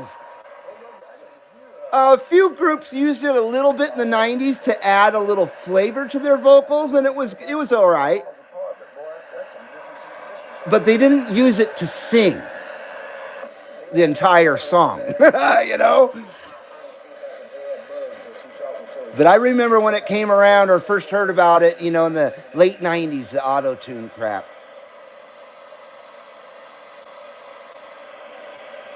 Limp Bizkit, they just lost their, I think their bass player. I think he just died recently. I never liked them. I was really not a big fan of rap, rock fusion too much. There was some good stuff, like Anthrax, of course, or Run DMC and Aerosmith. And I hate Aerosmith, but I do like Walk This Way when Run DMC did it. But yeah, definitely not a Aerosmith fan at all. I can't stand those guys.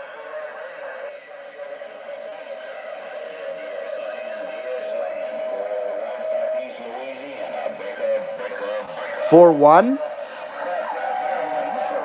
CB Lounge 2112, Carson City, Nevada with that wave.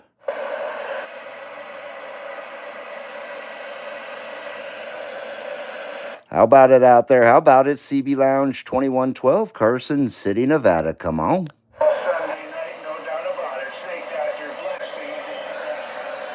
Well, I better finish this bowl.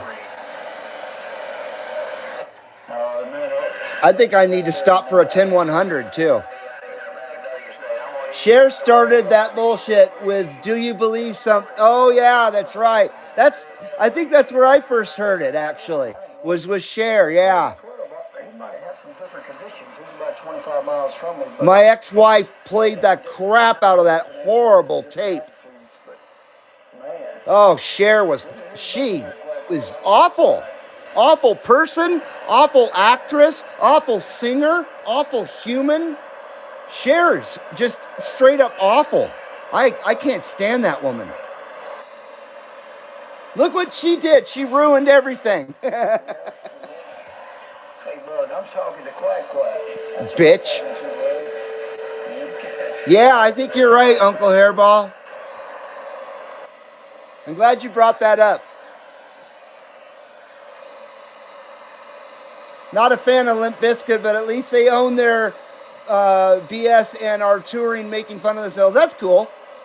I just never cared for their music. I don't hate them or anything. I just don't like their music. Yeah, I'm not a fan of Cher. I'm not a fan of hers either. No, never have been. I've never liked her. I remember as a kid, my mom watched Sonny and Cher show. I hated that show. I hated that show. I hated MASH. I hated the Partridge Family. Ugh. God, I could. Streets of San Francisco. Oh, my Lord. Those are the TV shows I could not stand back in the day. Just a few of them. Anthrax with PE. That was good stuff, Travis. You know, I probably like MASH now that I'm 55 years old, but I sure hated it as a kid. I haven't seen MASH since I was a kid, so I can't say that I hate MASH now. I'm sorry about last night. Wouldn't have nothing to do about that. I hated football. I hated football because they'd always go into overtime and 2 minutes would last like an hour, and it would always preempt a show that I wanted to see. Completely just erased it off the programming schedule because of their last 2 goddamn minutes of their game. Man, that used to piss me off.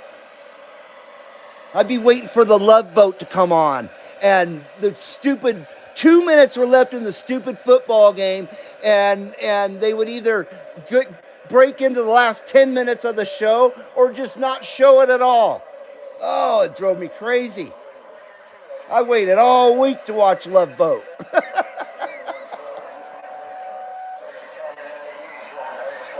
I wanted to see hot little Vicky. Little Vicky Stubing.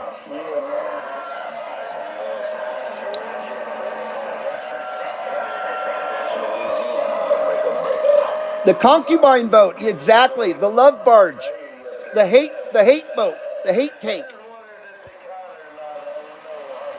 I think this bull is almost cashed out now. So I am going to take a break here. I'm going to take a break. And I'm going to take a 10-100 and pack a new bull. So bear with me. I'll be right back.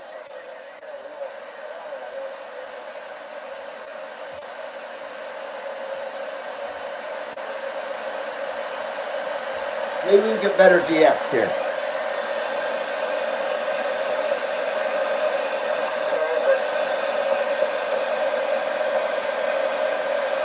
No, maybe not.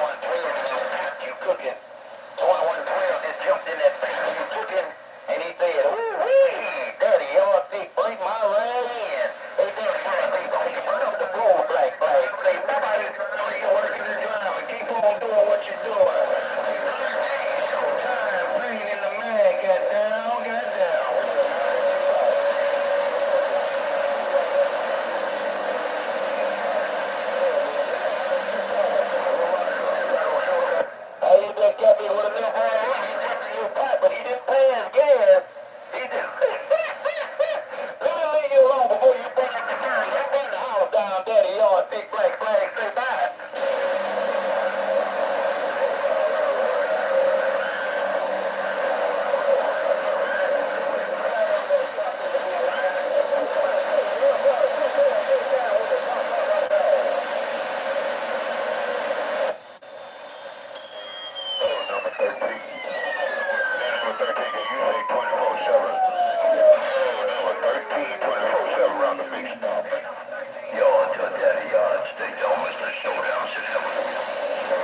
Mr. Almighty Showdown, cruising the grass. I'm getting down.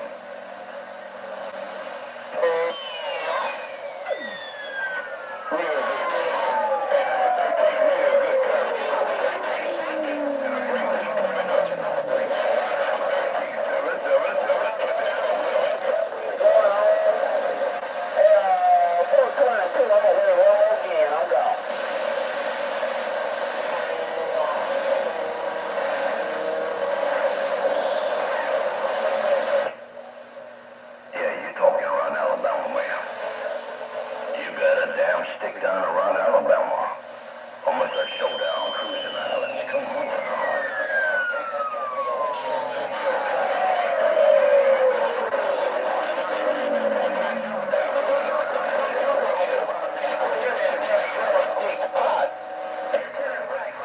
Hello, painkiller. That painkiller to all the boys. I said, what's up, man? Hello, painkiller. I'm just cruising the islands, man. Listen, boys, throw down. Painkiller, Mr. Almighty Showdown said, come on down to the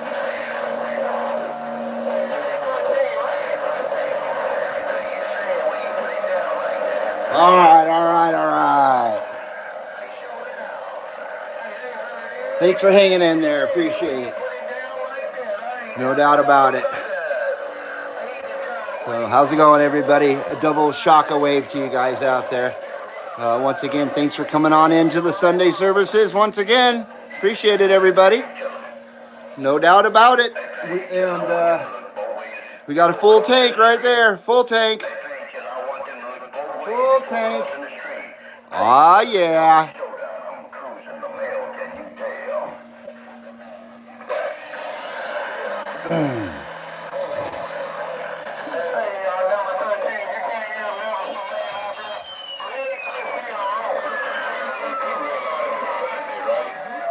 Yeah, we're ready.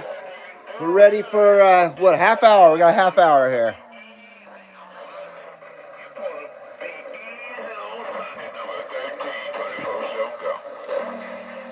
Did I miss somebody coming in? Sabotage, how you doing, brother? Good to see you, sir.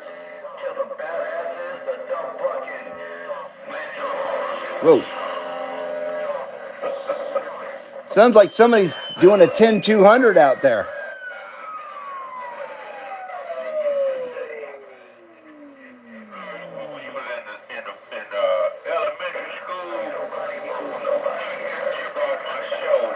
There we go. At 2864, how you doing? Good to see you there, Jeff. Hope you're doing well, my friend. Welcome back to the CB Lounge 2112. How you doing out there, 666? Good to see you. As always.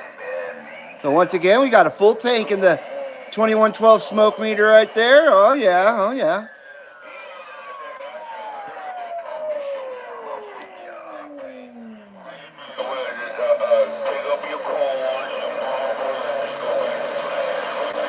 Travis says, like I said earlier, if you are confused about your gender, look down your damn drawers.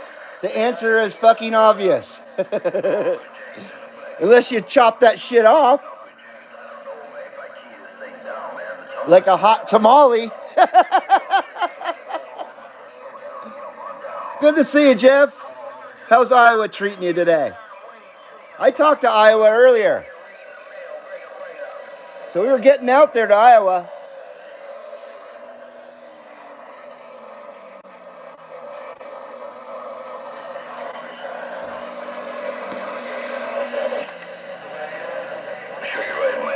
That shit's in the Twilight Zone there, Travis. That's the Twilight Zone there, brother. Check your previous, Uncle Hairball said. Son, I got 019, the broken ring. I'm looking. Cruising Islands, can you tell? I see Share. Your comment about Share. Let's see here.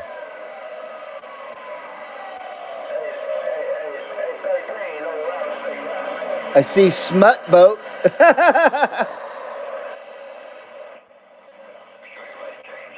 Sorry, I'm not finding anything. I'm just not seeing quite so. I'm not seeing so good. Uncle James, Black Gold, Mr. Almighty Showdown. I'm cruising the waters. I'll see ya. Thanks for the welcome back, by the way, there, Travis.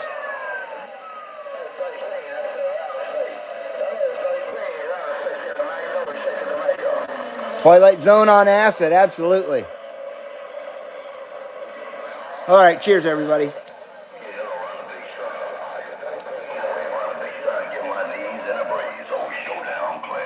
Oh yeah, I don't want to tilt it too much. It'll. No party foul.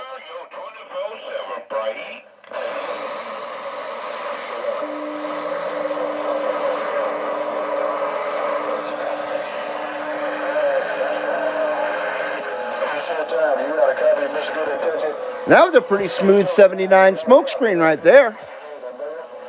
79 smokescreen's good for you, and it's definitely good for me. Those SWRs are great. Exactly, Travis.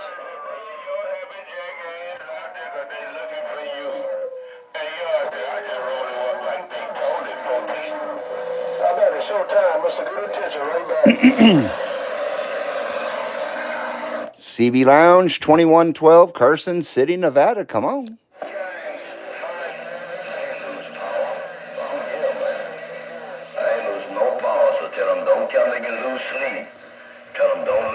Man, I love that Mitsubishi 3000 GT.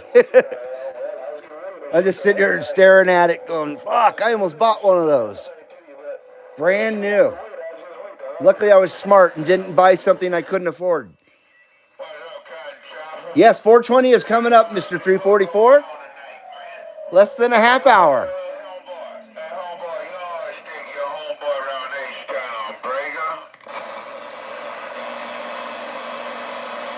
I love my truck, says Travis. Good. You have an F-250, right? Isn't that what you got? And he's getting ready for the pick. Roger that, man. Cheers, Mr. Phil. How about it? CB Lounge 2112 with a Shockwave. F-250, that's what I thought. My mom had an F-250. She bought it brand new in 1985, and it just died like 2 years ago. It had an amazing long life.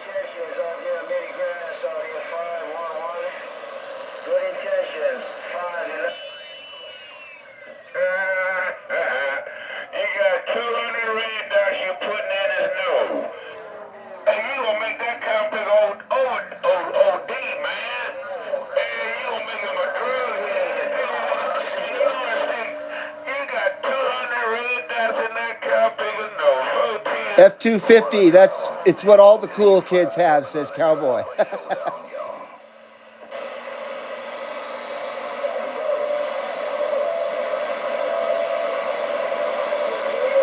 Yeah, rest in peace, that old F-250 that attests the longevity of Ford. No doubt about it. And it didn't have a lot of repairs to it, really. No, it was a great truck. I was sad to see it go. 81 square body. Oh, I love those. They look good slammed on the ground.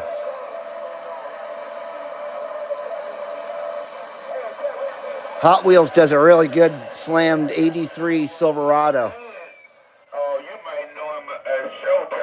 It looks great.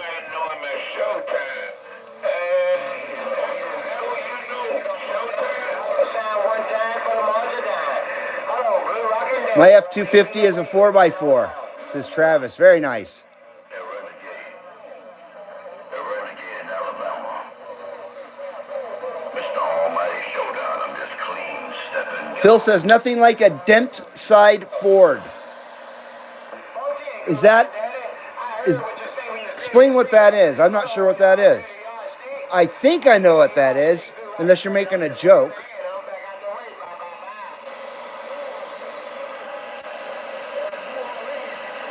Oh, I like the Camrys there, Uncle Hairball. There, when I walk my dog, there's a white one. I guess it's the top of the line one on the street over from mine. And every time I walk by it, of course it's white, I drool over it. Dent side has a dent where the body trim is dented in, says Travis. I know that there's a truck or I'm not sure what kind of truck it is though, that has a purposeful dent in the fender for some reason. I think it's for a spare tire. No contact on Showtime. Must get attention on number 70s Ford trucks and Broncos, says Phil. Very, very much so. I had an 89 Bronco. That was still a good year for the Broncos. My wife has a 21 Bronco, which is, it's nice, but man, they don't build cars like they used to. Holy crap.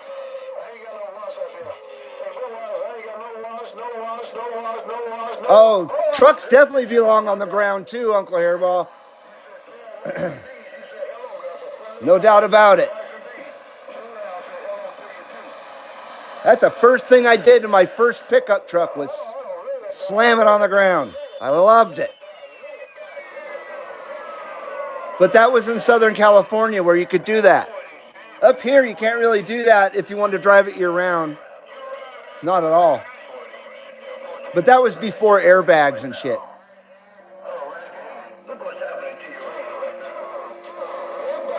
79 Bronco, absolutely. Great freaking year. Great year, Phil. Great year, Phil. CB Lounge 2112, Carson City, Nevada. Come on.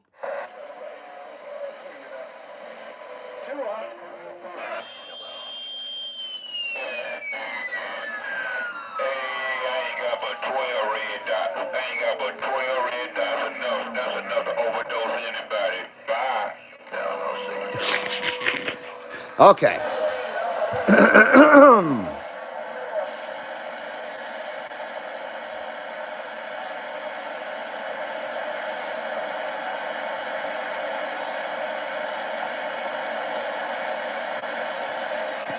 Wow, even 28's taking a shit.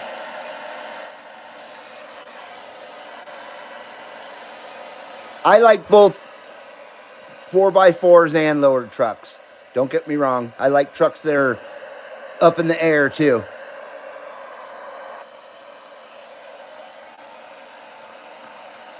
But I come from a family of Volkswagen people and mini truck people. So it's in my DNA. Channel 11 is really the only thing going right now. Lowering shit's in my DNA.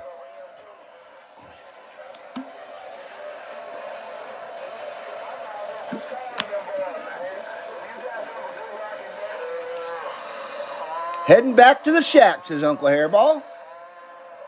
Cowboy says I got a 460 in mine. Passes anything but a gas station. Ain't that the truth?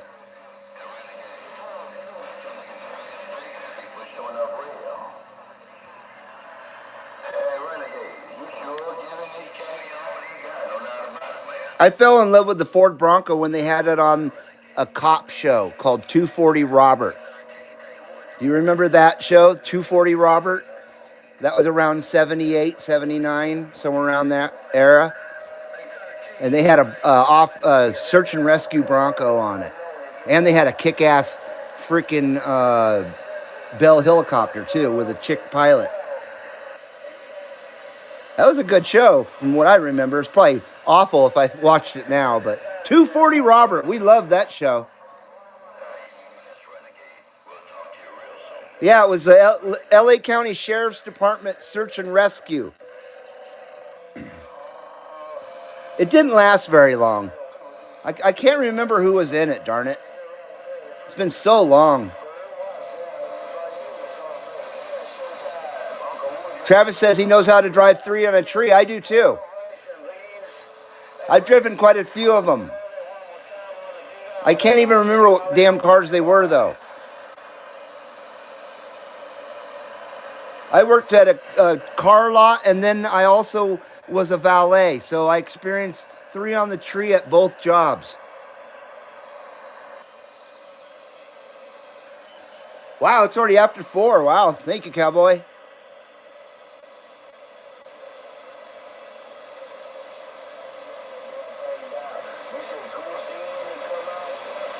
"19 minutes to blast off," says cowboy.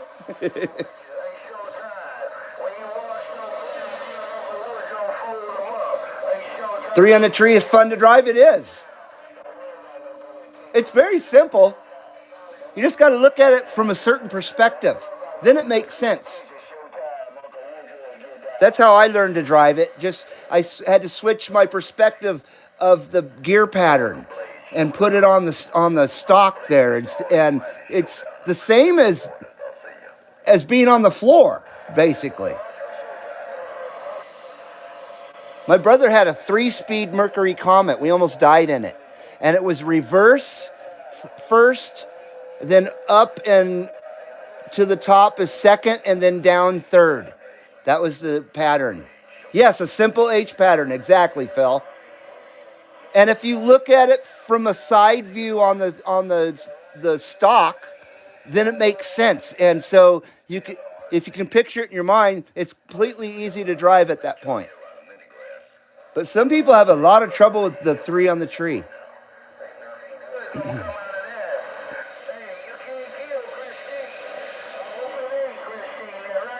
UDX 267, how you doing, sir? Did I miss you come in, or did you just come in? I apologize if I missed you, dude. 267 says Ford is for off-road driving with a big wave. Yes, he just came in. Good to see you, 267. Hope you're doing well, my friend. Fan of redneck drivers is Ford for Travis. And, of course, we all know the effing old rebuilt Dodge or fixed or repaired daily. Found on road dead. That's my favorite one. I like Fords, though. I'm not making fun of Fords. I like cars of all kinds. I don't just like one kind of car or one kind of maker, you know. I like them all. I really love English cars.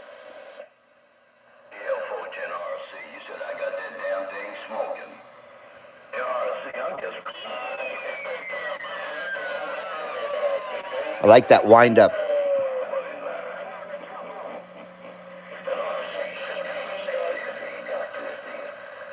Well, I hope you're having a good weekend there, 267.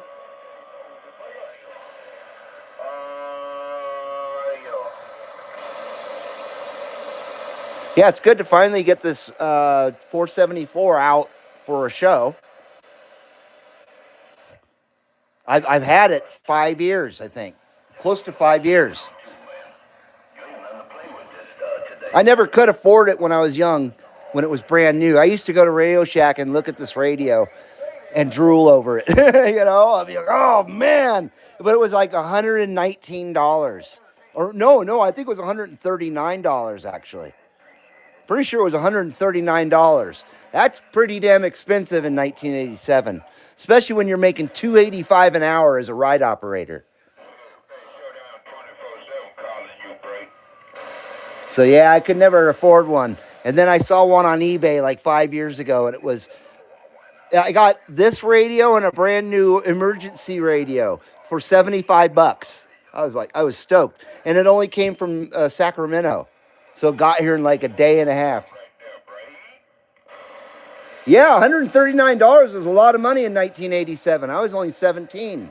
Like I was saying, I was working at Six Flags and making $2.85 an hour and working, 15 hours a week because the park's only open on weekends usually, except for the summer, of course. Now it goes year round. Back then, they only had it open on off season on the weekends. I think now Magic Mountain's open year round through the week. I don't know.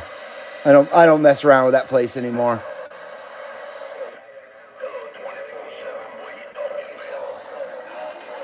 But I'm glad to finally have one because I always love this radio.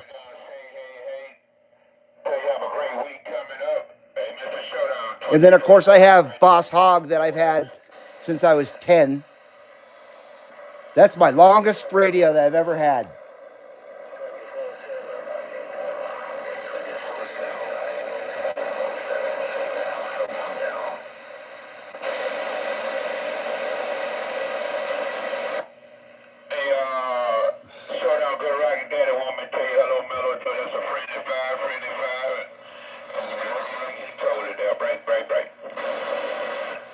Oh, what am I doing here? I lost the chat somehow. There we go. I got it back.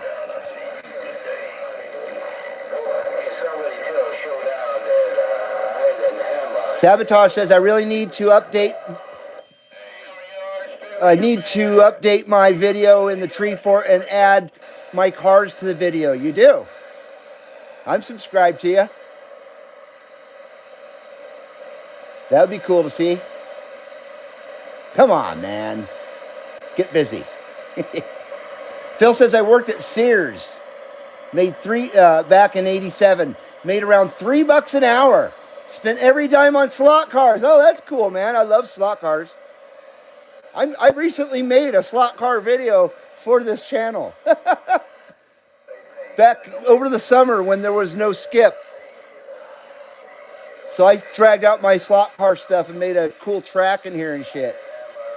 And then I made a short video about it. I very much enjoyed slot cars. They were better in the 80s, of course, I think. Tyco was the shit back then. Tyco Nightglow, man. And AFX. I had an AFX slotless track that had 2 big rigs, and it just did an oval. But it was really cool. It had a steering wheel on the controller, and it would switch lanes because it was slotless. It was awesome, man. And that was an AFX. Hello, UDX. Where are we at? Are you in here? I got thrown off. Sorry. Hi, UDXs. There he is. UDX 122. How you doing, brother? Jeez.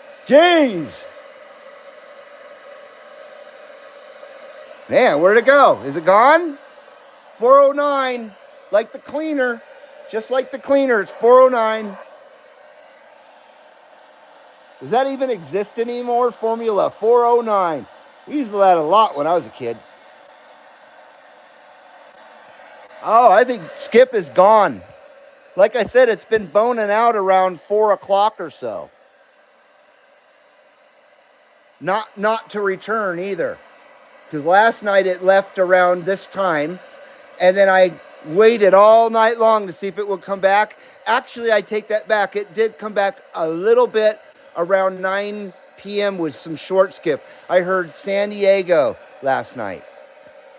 Very faintly, though. I didn't even try to make any contacts. I just heard it. How about it, 28? How about it? CB Lounge 2112, Carson City, Nevada. Come on.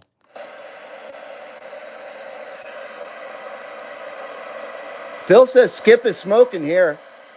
Damn it. Damn it. Come on.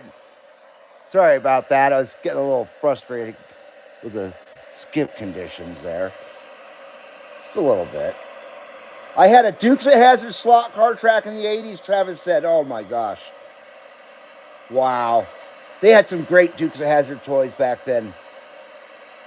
They had a remote control General Lee, of course, and all that good stuff.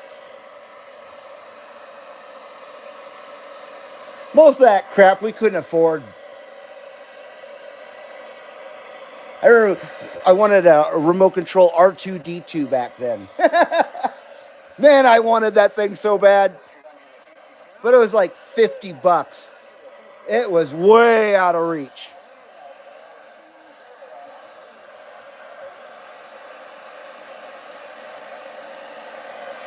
Back when Star Wars toys were really good. All the toys were good then. I go through the toy section at places when I'm rarely out, and it's sad, really. A lot of the toys are awful.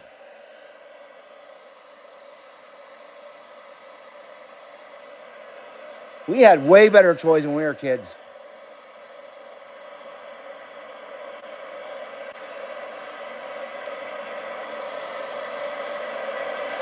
$28 is picking up. I just got $13.09 over here, says $3.57. Damn the Sierras, or I'd be talking to you too.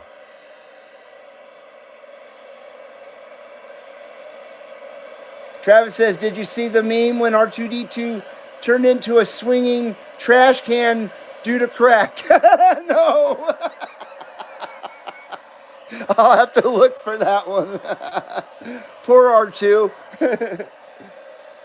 That was back when Star Wars was Star Wars and not A New Hope. You know? How pretentious is that shit? No, that was just Star Wars.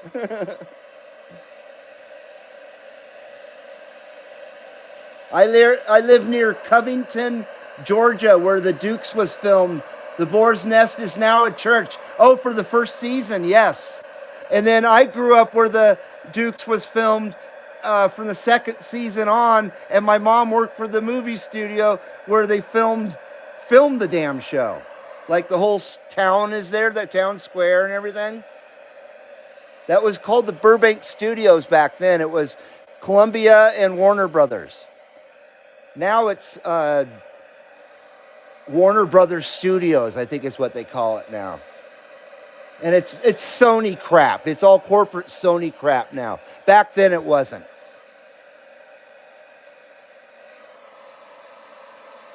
So that's pretty cool that you live by the original filming location. That's very awesome. Yeah, the first season's really strange compared to the rest of the run of the show. Just strange looking, because it really was in Georgia and not in Southern California.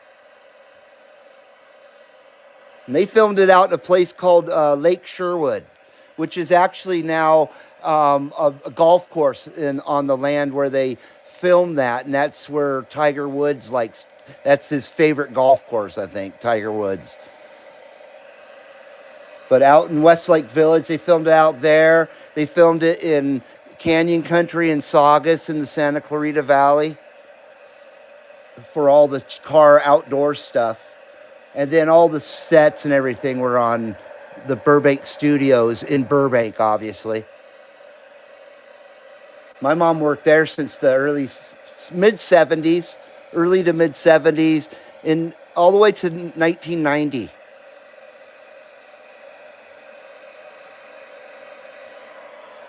Shoot, see what I mean?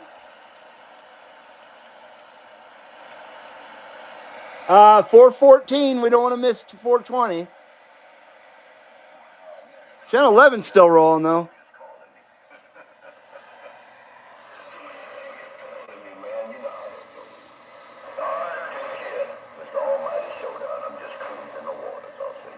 Phil says Covington Square looks exactly the same as it did in 1978. Holy crap. I think that's when they filmed there. It was 78, 77, somewhere around there. Because by 79, they were already in Westlake Village. Me and my brother used to ride our bicycles like 10 miles out to the set and then go really high up on the hilltops and watch them film where they didn't see us and stuff. Of course, we weren't supposed to be there. But we would go out there, and then on the weekends when they weren't filming and stuff, we would ride our bikes on the actual roads out there, and we found the Boar's Nest and the Duke Farm and the Covered Bridge and all the other stuff. We went inside the Boar's Nest, and the Daisy's Jeep was inside of it, and all this set lighting and all, you know, it was a storage area, and her Jeep was inside there, the Dixie Jeep. When we saw that, man, that was like, holy, that was amazing. It was amazing. Still amazing. It was amazing discovering all that stuff. And then we would hear a car or something coming, and we would dash off into the trees and hide for a while and shit because we were trespassing. I was like 9. My brother was about 12. And we'd make a 20-mile round trip on our BMX bikes to go do that. It was a lot of fun. Now they turned all that land into multi-million-dollar homes and a golf course. It's so sad. And I look at that show. That's why I love that show so much. I look at it, and it takes me back instantly to riding my Diamondback out there, searching for set pieces and all that stuff. It just was so amazing. Very cool shit.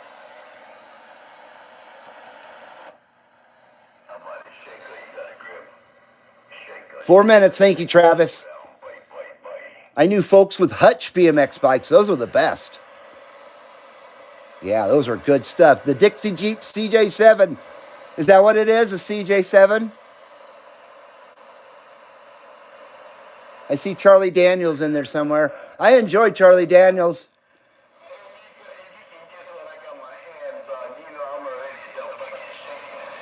Yeah, how could you not like Charlie Daniels? Even if you don't like country music like I do. Although country music back then, in his day, was very, very much different than it is now. Country music now is like pop music. It's just lame. Now they wear earrings and all that stuff, you know what I mean? Back then they were more honest and genuine. And the music was a lot better. So country music was real back in the 80s and the 70s. And beyond, you know, and before, of course. Sabotage had the all-white Hutch with the white Z rims. Oh, you fucker. That bike was beautiful. I love the Z rims. I had Tough Wheel 2s on my bike. I love those just as much. I had black ones. I had a Diamondback Silverback, I think it was. And then I put pit wheels on a 20-inch frame, and it lowered my bike down. So you couldn't pedal around corners or you'd hit your crank. So you always had to have your crank on the high side, whichever side you were turning on. It was pretty cool. I could do wheelies forever on that bike with 12-inch tough wheels. Oh, I love that bike. I had nice bars on it. God, what were those called? I don't even remember, man. They were cool. GT bars. They're made by GT. Less than a minute, boys. Less than a minute. I'm going to shut up now. I'm going to shut up so I don't miss shit. Thank you, guys. Appreciate it. Mongoose bicycles were made right around the corner from my house when I was a kid in Simi Valley, California. I lived right in the middle of BMX Mecca back then. Didn't even know it. And skateboarding. Thought it was like that everywhere in the world. Get ready. 420, boys. 420 right there. 420. Oh, yeah. Hopefully you got it. Okay.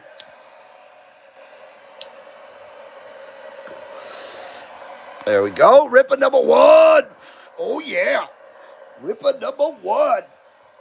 Oh, shit. Oh, my gosh.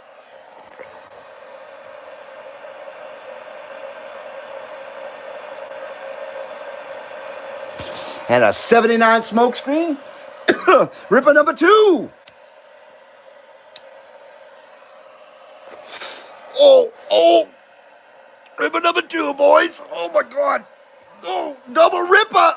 420 at the CB Lounge. 2112, double ripper.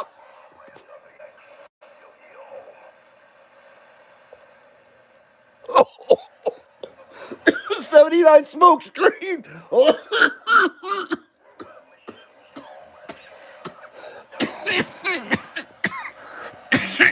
Oh God. Cheers, everybody. Oh.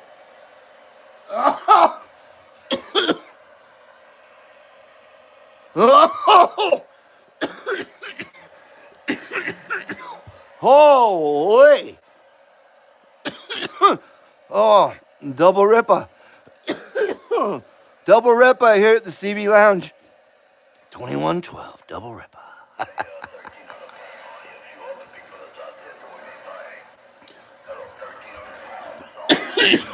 Oh my gosh. Oh, let me recover here. Gots to recover. Oh my God. Excuse me. Oh, Skyway. Skyway. That's who made the tough whales. It was Skyway. I got Skyways on my GT Performer.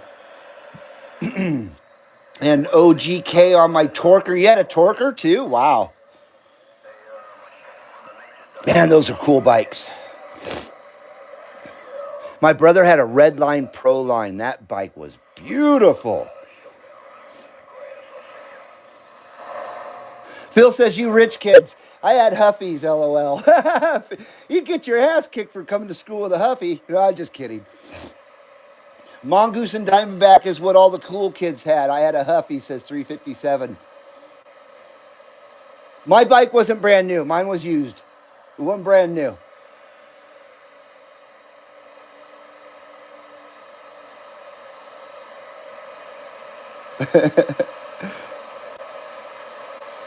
Trying to catch up here. Jeff says I had a Huffy. Ended up getting a Schwinn after I started making money, owing for the gut down the. Oh, the guy down the street. You mean the gut down the street? Catalyst says I was a bad kid. I'd go to the neighborhood and swipe the bike that I wanted. I had a whole chop shop going on. I get it home, disassemble it, change parts out, paint it. It was mine, says Catalyst. Nice. Oh, God. That's where my bike went. Phil says, I wanted a Mongoose and a Diamondback so bad. That was one of the best Christmas presents I ever got, was a Diamondback bike. Like I said, it was used. I found it in the newspaper, and I showed my mom. It was like $100, which is a lot of money in 1980, I think it was, 81. I think it was 1980. And but those bikes were like $300 or $400 back then. So $100 was really good. And of course, it got sold, but little did I know my mom bought it. And she hid it at work, and then she took me to work on the weekend to go do something. No, it was Christmas Day, and she said she had to go to work. That's right. It was Christmas Day, and she said she had to go to work to get something or do something or whatever. And she said, go get this out of the closet. And I went and opened the door to the closet at her work, and there was my bike. I about shit my pants. And I was like, you bought the bike. I couldn't believe it. I could not freaking believe it. And before that, I was riding a Schwinn bike that was made up of 1,000 different parts. So it was incredible. And then I got on that bike, and I didn't see my mom the rest of the day. I rode it about 500 miles, I swear. I rode it everywhere. I just took off. I was probably 6 miles from home, and I rode it all the way back home, and then some. Back then, it was safe for your kid to do that when they're 10 years old. I was all over my town that I grew up in. I went wherever I wanted on my bicycle. Luckily, my town was somewhat small, so it was easy to get anywhere within a 10-mile radius.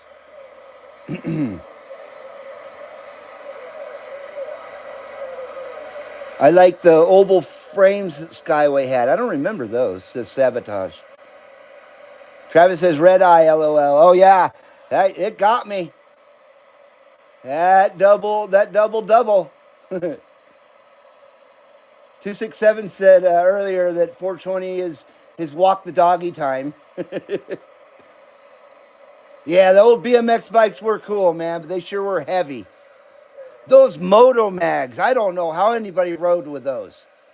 You may as well just strap rocks to your freaking bike. The Moto Mags look cool, but my lord, they were heavy. The Z wheels were the best ones with spokes, and then the Moto or the Tough wheels were the best mag wheels that you could get for bikes back then, in my opinion. The more you cough, the more you get off. Exactly there, 2864. Redline was top notch. I remember my brother's bike was, man, I was envious. And I had a nice bike. He wound up getting mugged and stolen in Burbank. When we lived in Burbank, someone mugged him and stole his bike, his Redline. He got mugged twice. He got his boombox stolen too. Sucks. That was in the early 80s there. Living in Burbank. Burnt Bank. That's what we called it back then. Burnt Bank. But that was the heart of movie studios back then. Still is. But Hollywood is nothing what it was like back then. Back then it was the Clint Eastwood era and shit, you know? It was more down home. There was no corporations back then.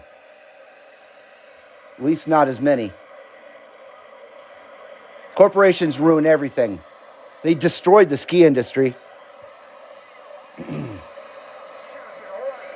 Sorry, you guys are quick. I'm trying to catch up here. Yes, once you hit, the Catalyst says, man, once you had a bike, you had wheels, you could go anywhere you wanted. It was freedom, pedal for miles. Exactly. That feeling. You never get that feeling ever again, man. Just like your first car, you know? It's like, man, I could drive to Las Vegas if I wanted to. I could drive to San Diego or wherever, you know? It's pretty incredible. As long as my mom didn't catch me. You know what I mean? I was still young. My first car was a Volkswagen Scirocco. That was my first car. I know my wife remembers that car. I loved that car.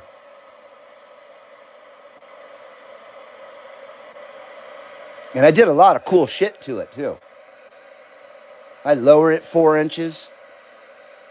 I didn't slam it, but I lowered it 4 inches. Had a nice stiff suspension. Corned like a mug. Really kick-ass exhaust with a baffleless friggin' megaphone exhaust coming right out the center of the bumper in the back. Boom! With a nice glass pack on it. No smog stuff whatsoever. Oh, it sounded so good. That little 4-cylinder breathed so good. That was a fun car. I drove it all the way to Florida. I drove it to Chicago. I lived in Chicago and drove it around Chicago, and I went everywhere in that car, all over the United States.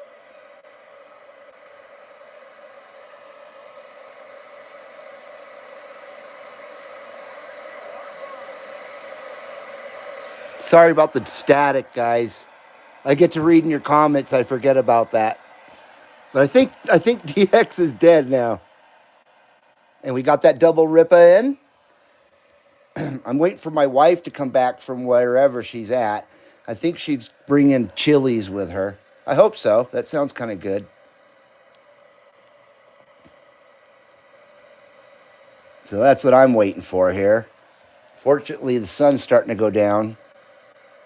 I blew it. I blew the whole day. Damn it. It sucks. I hate the getting dark early crap.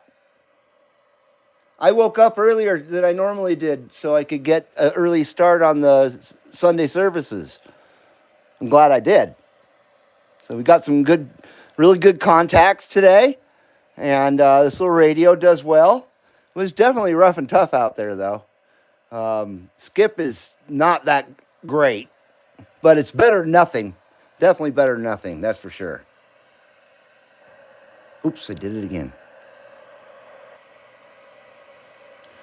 Let's see. First cars. Are we doing first cars? Phil's first car was a 74 Oldsmobile. I remember that was a K car. K. The letter K. Not a GAY car, but the letter K.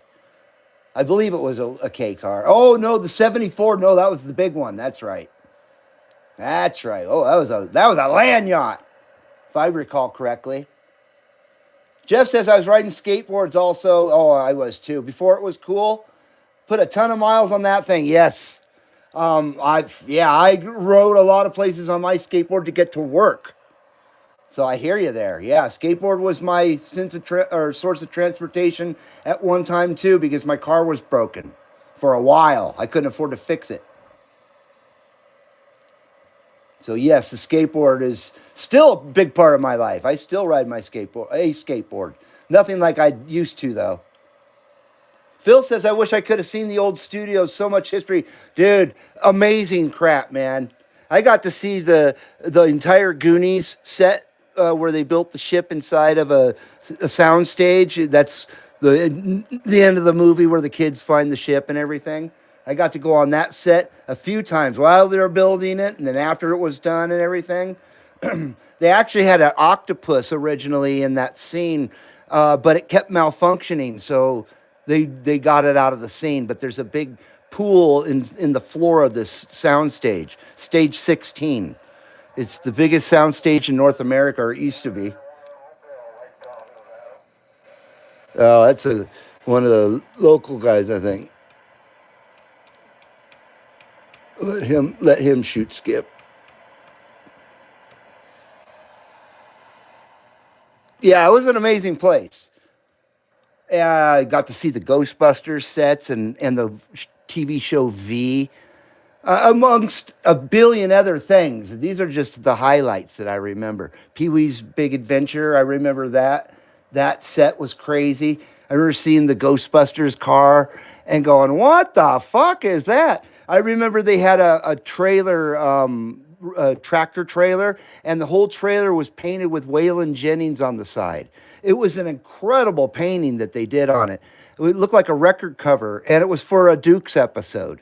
And then, of course, later on, I saw it in the Dukes episode, and I was like, wow, that trailer looks amazing on TV. But the trailer was incredible. And man, I wish would have had cameras and all that stuff back then. Of course, we're not allowed to take pictures on the studio anyway. That was one of the rules. Is Desilu gone? Desi Studios? Cowboy's out of here. Or is Jed out of here? Did Jed leave? Gotta go. Oh, no. Jed, you have a great night. I'm sorry I missed you, dude. UDX 183.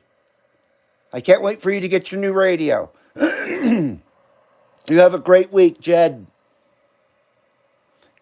First car was an AMC Eagle 2-door hatchback 4x4. My brother had one of those.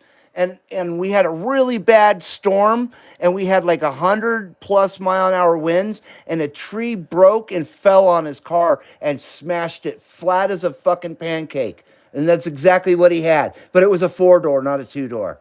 I bet the 2-door was a blast. Those cars were cool. I actually have a little matchbox of the 4-door with a wood siding on it. Yeah, that was a great car.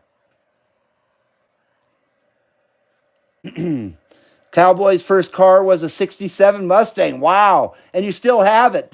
I'm jealous. I'm totally jealous. I wish I would have had the capability of keeping my first car too. Man, that is amazing. I know I'm way behind here.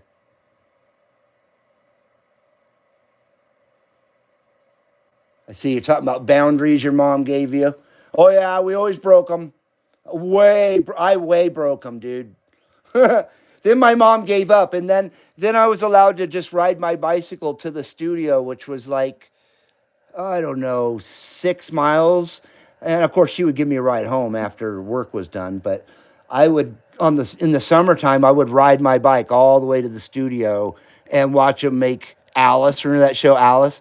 I'd sit and watch them rehearse that show and do that show and just watch them make things and just be a quiet little kid and just stand to the side and not be a pain in the ass. And it was accepted back then. It was pretty neat.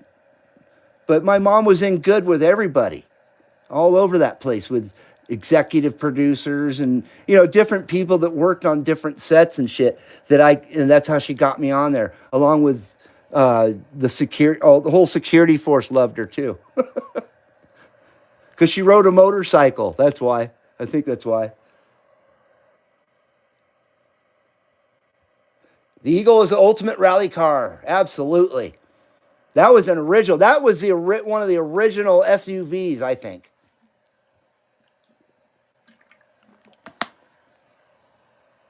I'm so sick of SUVs now. Yes, I know Philip McKeon died.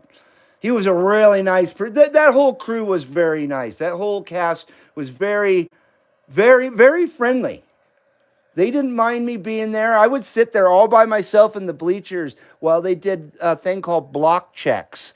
And that's where they would check all their different camera angles and where people are standing and make sure that all the marks on the ground are proper and shit so the actors know where to go during a scene and stuff. And I'd watch them do that, and all the actors, of course, were there. And they would just wave to me and because they got to recognize me because I'd come there almost every friggin' day. I was a pest. I was having the time of my life. I even saw Michael J. Fox and Philip McKeon's sister, Nancy. They came to visit the set one day while I was there. And that was when Michael J. Fox was filming Back to the Future. So it hadn't come out yet. So everybody knew him from that awful show that he was on. Well, I don't even remember what that show was called. I couldn't stand that show. I didn't like Michael J. Fox until he was Marty McFly. You know what I mean? God, I forget that damn show's name. I have all their autographs and shit on a placemat or pieces of placemat.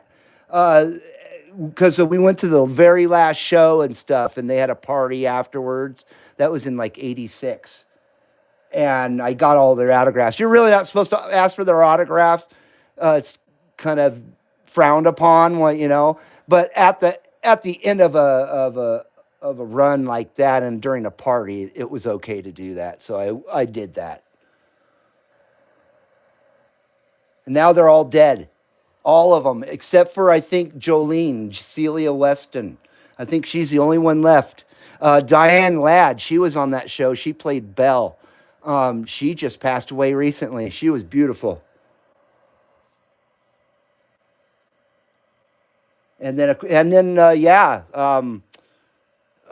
Florence Jean Castleberry. Gosh darn it. Polly Holiday. She just died recently as well. And like you say, Tommy, he died 5 or 6 or so years ago, maybe a little longer. He was very young. He's only like 50, my age, 55, I think. He wasn't very old at all. Sucks.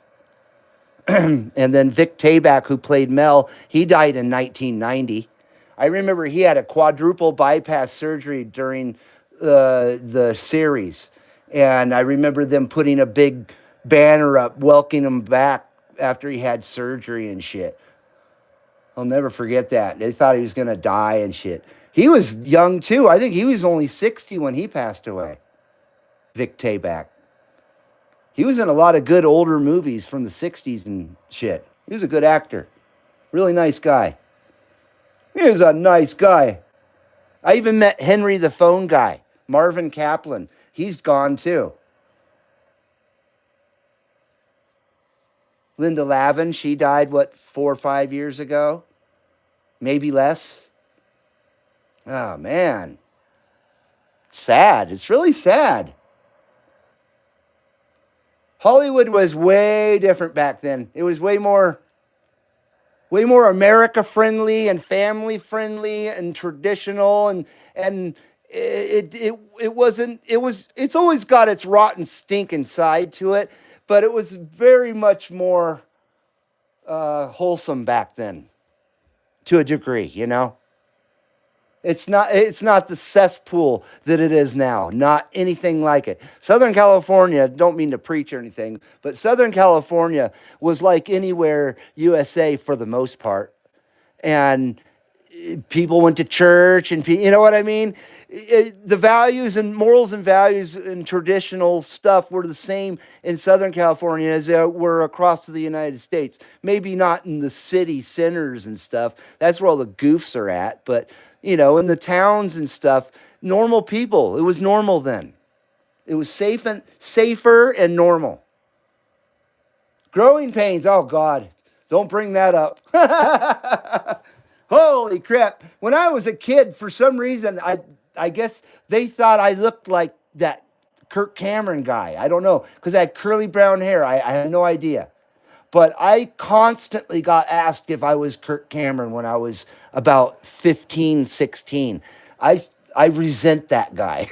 I fucking hate that guy. No, I'm not Kirk Cameron. Why do you think I'm fucking Kirk Cameron? Leave me alone. I started getting pissed off about it. I don't think I looked anything like him ever. I just don't. So I don't know what that was all about. But when that Growing Pains first came out, it was really popular. I got that for a good year or two. Thank God. Then I started dyeing my hair blonde and shit, just so I didn't look like him anymore. I might have missed it, but did you do your 420? I did. We got that double ripper there, 344. Flow wore wigs for the show. You know, I came in after she was gone off the show. So when I came into the show there to watch them make it, it was Jolene, Vera, and of course Alice. And then Tommy was a little older then. He was maybe 20 or so. I don't know. Maybe 22. I don't know. No, maybe not that old. I think he was born in 66. But he was there, and the phone man guy was there. Vera, I think, yeah, she was hooked up with the policeman. I forget who played that guy. But she was engaged to a policeman. Yeah, Jolene was cute. Celia Weston. And then for a short while, like I was saying, Diane Ladd was on that show. She was in the original movie, which was called Alice Doesn't Live Here Anymore. That's where the TV show came from. They changed stuff about it for the TV show, but that's where it came from. But Diane Ladd was in the original movie, and then she played a different role in the TV show as a waitress. Maybe she even played Alice in the movie. I don't remember. I've never seen the actual movie. I just know these facts. And she, for a short time, played a waitress. I think it was between Flo and maybe Celia Weston, Jolene, maybe before they had hired her. I don't know. But yeah, short time Diane Ladd was Belle, the waitress. Family Ties, thank you, 357. I hated that show. God, I hated that show. That show wasn't funny, not in the slightest. I didn't think it was funny at all. Yeah, and I didn't like Alex P. Keaton. God, I can't believe I didn't really watch that show and I knew his name and shit. At least he was a Republican, though. At least he's got that going for him. That character at least had that going for him. Man, when he made Back to the Future, that's when I took notice of him. Of course, I knew who he was. He was dating Philip McKeon's sister, and she was on Facts of Life, so I knew who she was. And I never really thought she was very cute. I thought, why is he dating her? She's not very good. And, you know, I always knew her as Joe, so I always saw her as kind of manly. You know, she was the tomboy on Facts of Life. So it's hard not to see her as Joe the tomboy. And Joe the tomboy kind of made my skin crawl. I don't like manly chicks like that. I just don't. I like chicks that are ladylike. I like chicks that are like putting on perfume and stuff. So I thought Joe was kind of gross. I look at her now though, and Joe wasn't that. She wasn't that ugly. She was kind of cute in a way. So I understand it. Slingshot BMX bikes. I've never heard of that one. Jolene had a boyfriend that was a trucker who confused her knee for the gear shift. For real? I don't remember that. Skip packed up and left for 357. All I have is channel 5 or 5 pounds of static, I'm sorry, on every channel but 5. Yeah. I think I'm going to start winding the show down here. And I'll do that by turning off shit. Let's see here. Yeah, it's getting dark out there. Okay. Catch up with you guys.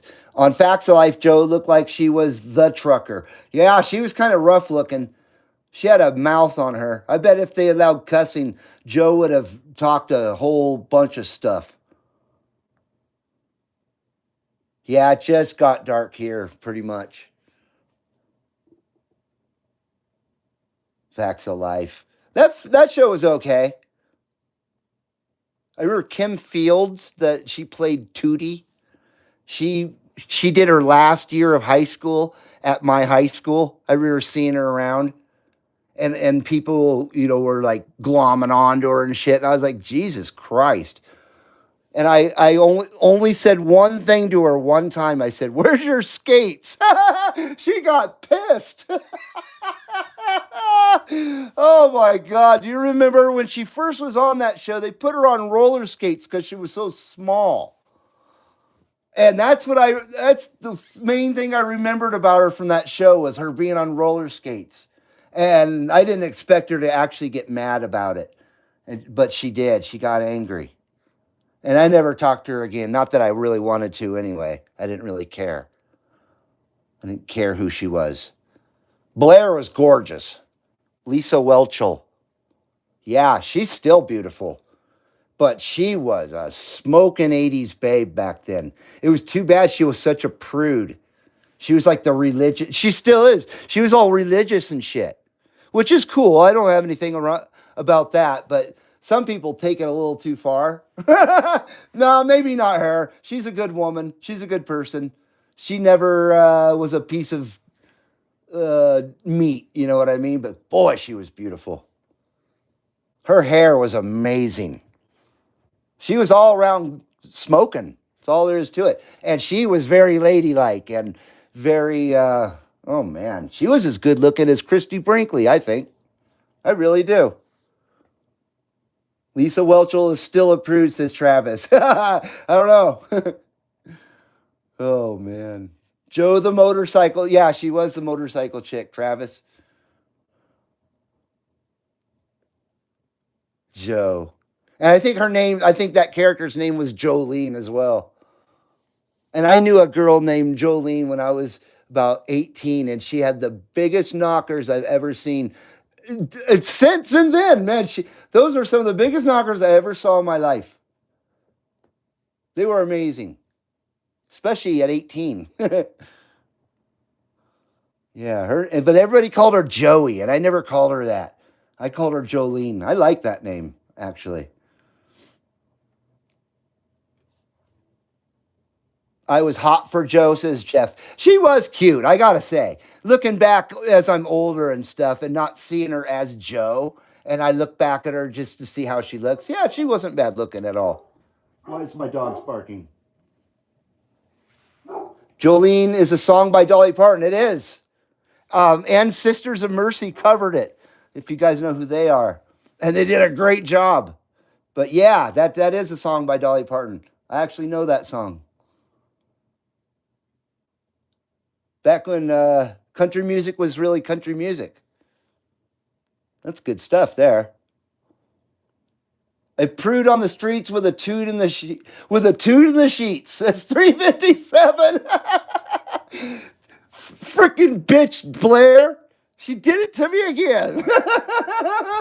Oh, God, if Blair wasn't so good looking. She's probably like a freaking crack. You know what I mean? You get addicted to her. You ever had that chick where she drove you freaking so crazy that you didn't even want to go around her anymore? I know I have. I know I definitely. Oh boy. And she grew up to be gross. Oh my lord. She went from one of the most beautiful women I'd ever seen at 19, 18, or whatever her age was, and we're the same age, so 19, 18, somewhere around there. I met her at Wendy's.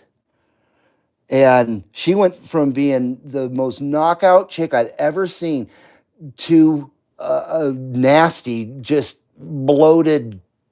Ugh. Thanks, Facebook. I didn't want to see that. Yeah, I've seen recent. Oh my lordy. It's a damn shame. It's a damn shame. Luckily, my wife that didn't happen to my wife. Thank God. Thank God. I forget I'm 55 now. Being 20 or so feels like it was 20 years ago, not 35 plus. It doesn't seem that long ago. Seems long ago, but not that long ago. They all hit the wall, man, says Phil. They do, but if they could prolong it as long as possible, I would appreciate that. Even my grandma, I always thought she was so well put together. She always looked so nice, and she always wore makeup, and she was just always well put together, always. I appreciate that. And my wife's exactly the same, got the same trait. So, but yeah, I hear you. Men have a better shelf life, I think. I don't know. You want the difference between a slut and a whore, don't you? No. They hit the wall and Bondo cannot help. Says Travis. Shame on the mess, says 666. Travis says, I'll bite. So what's the punchline? Or is there one? There isn't a difference. Oh, man. I'm so bad at jokes. And jokes just go right over my head. They do, most of the time. A slut is someone who fucks everyone. A whore is someone who fucks everyone but you.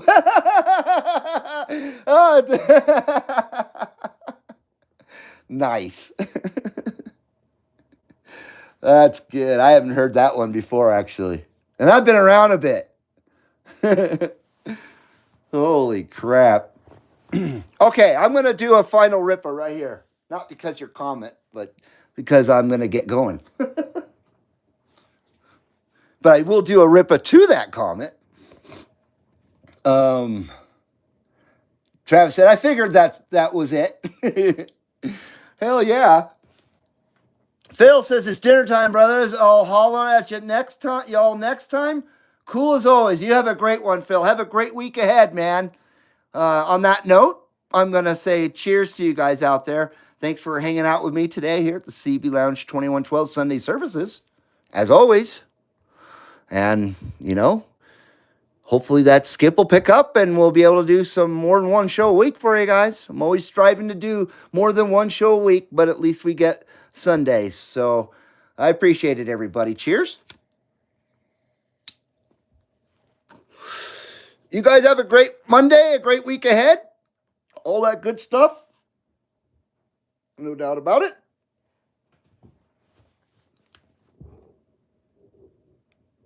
'79 smoke screen.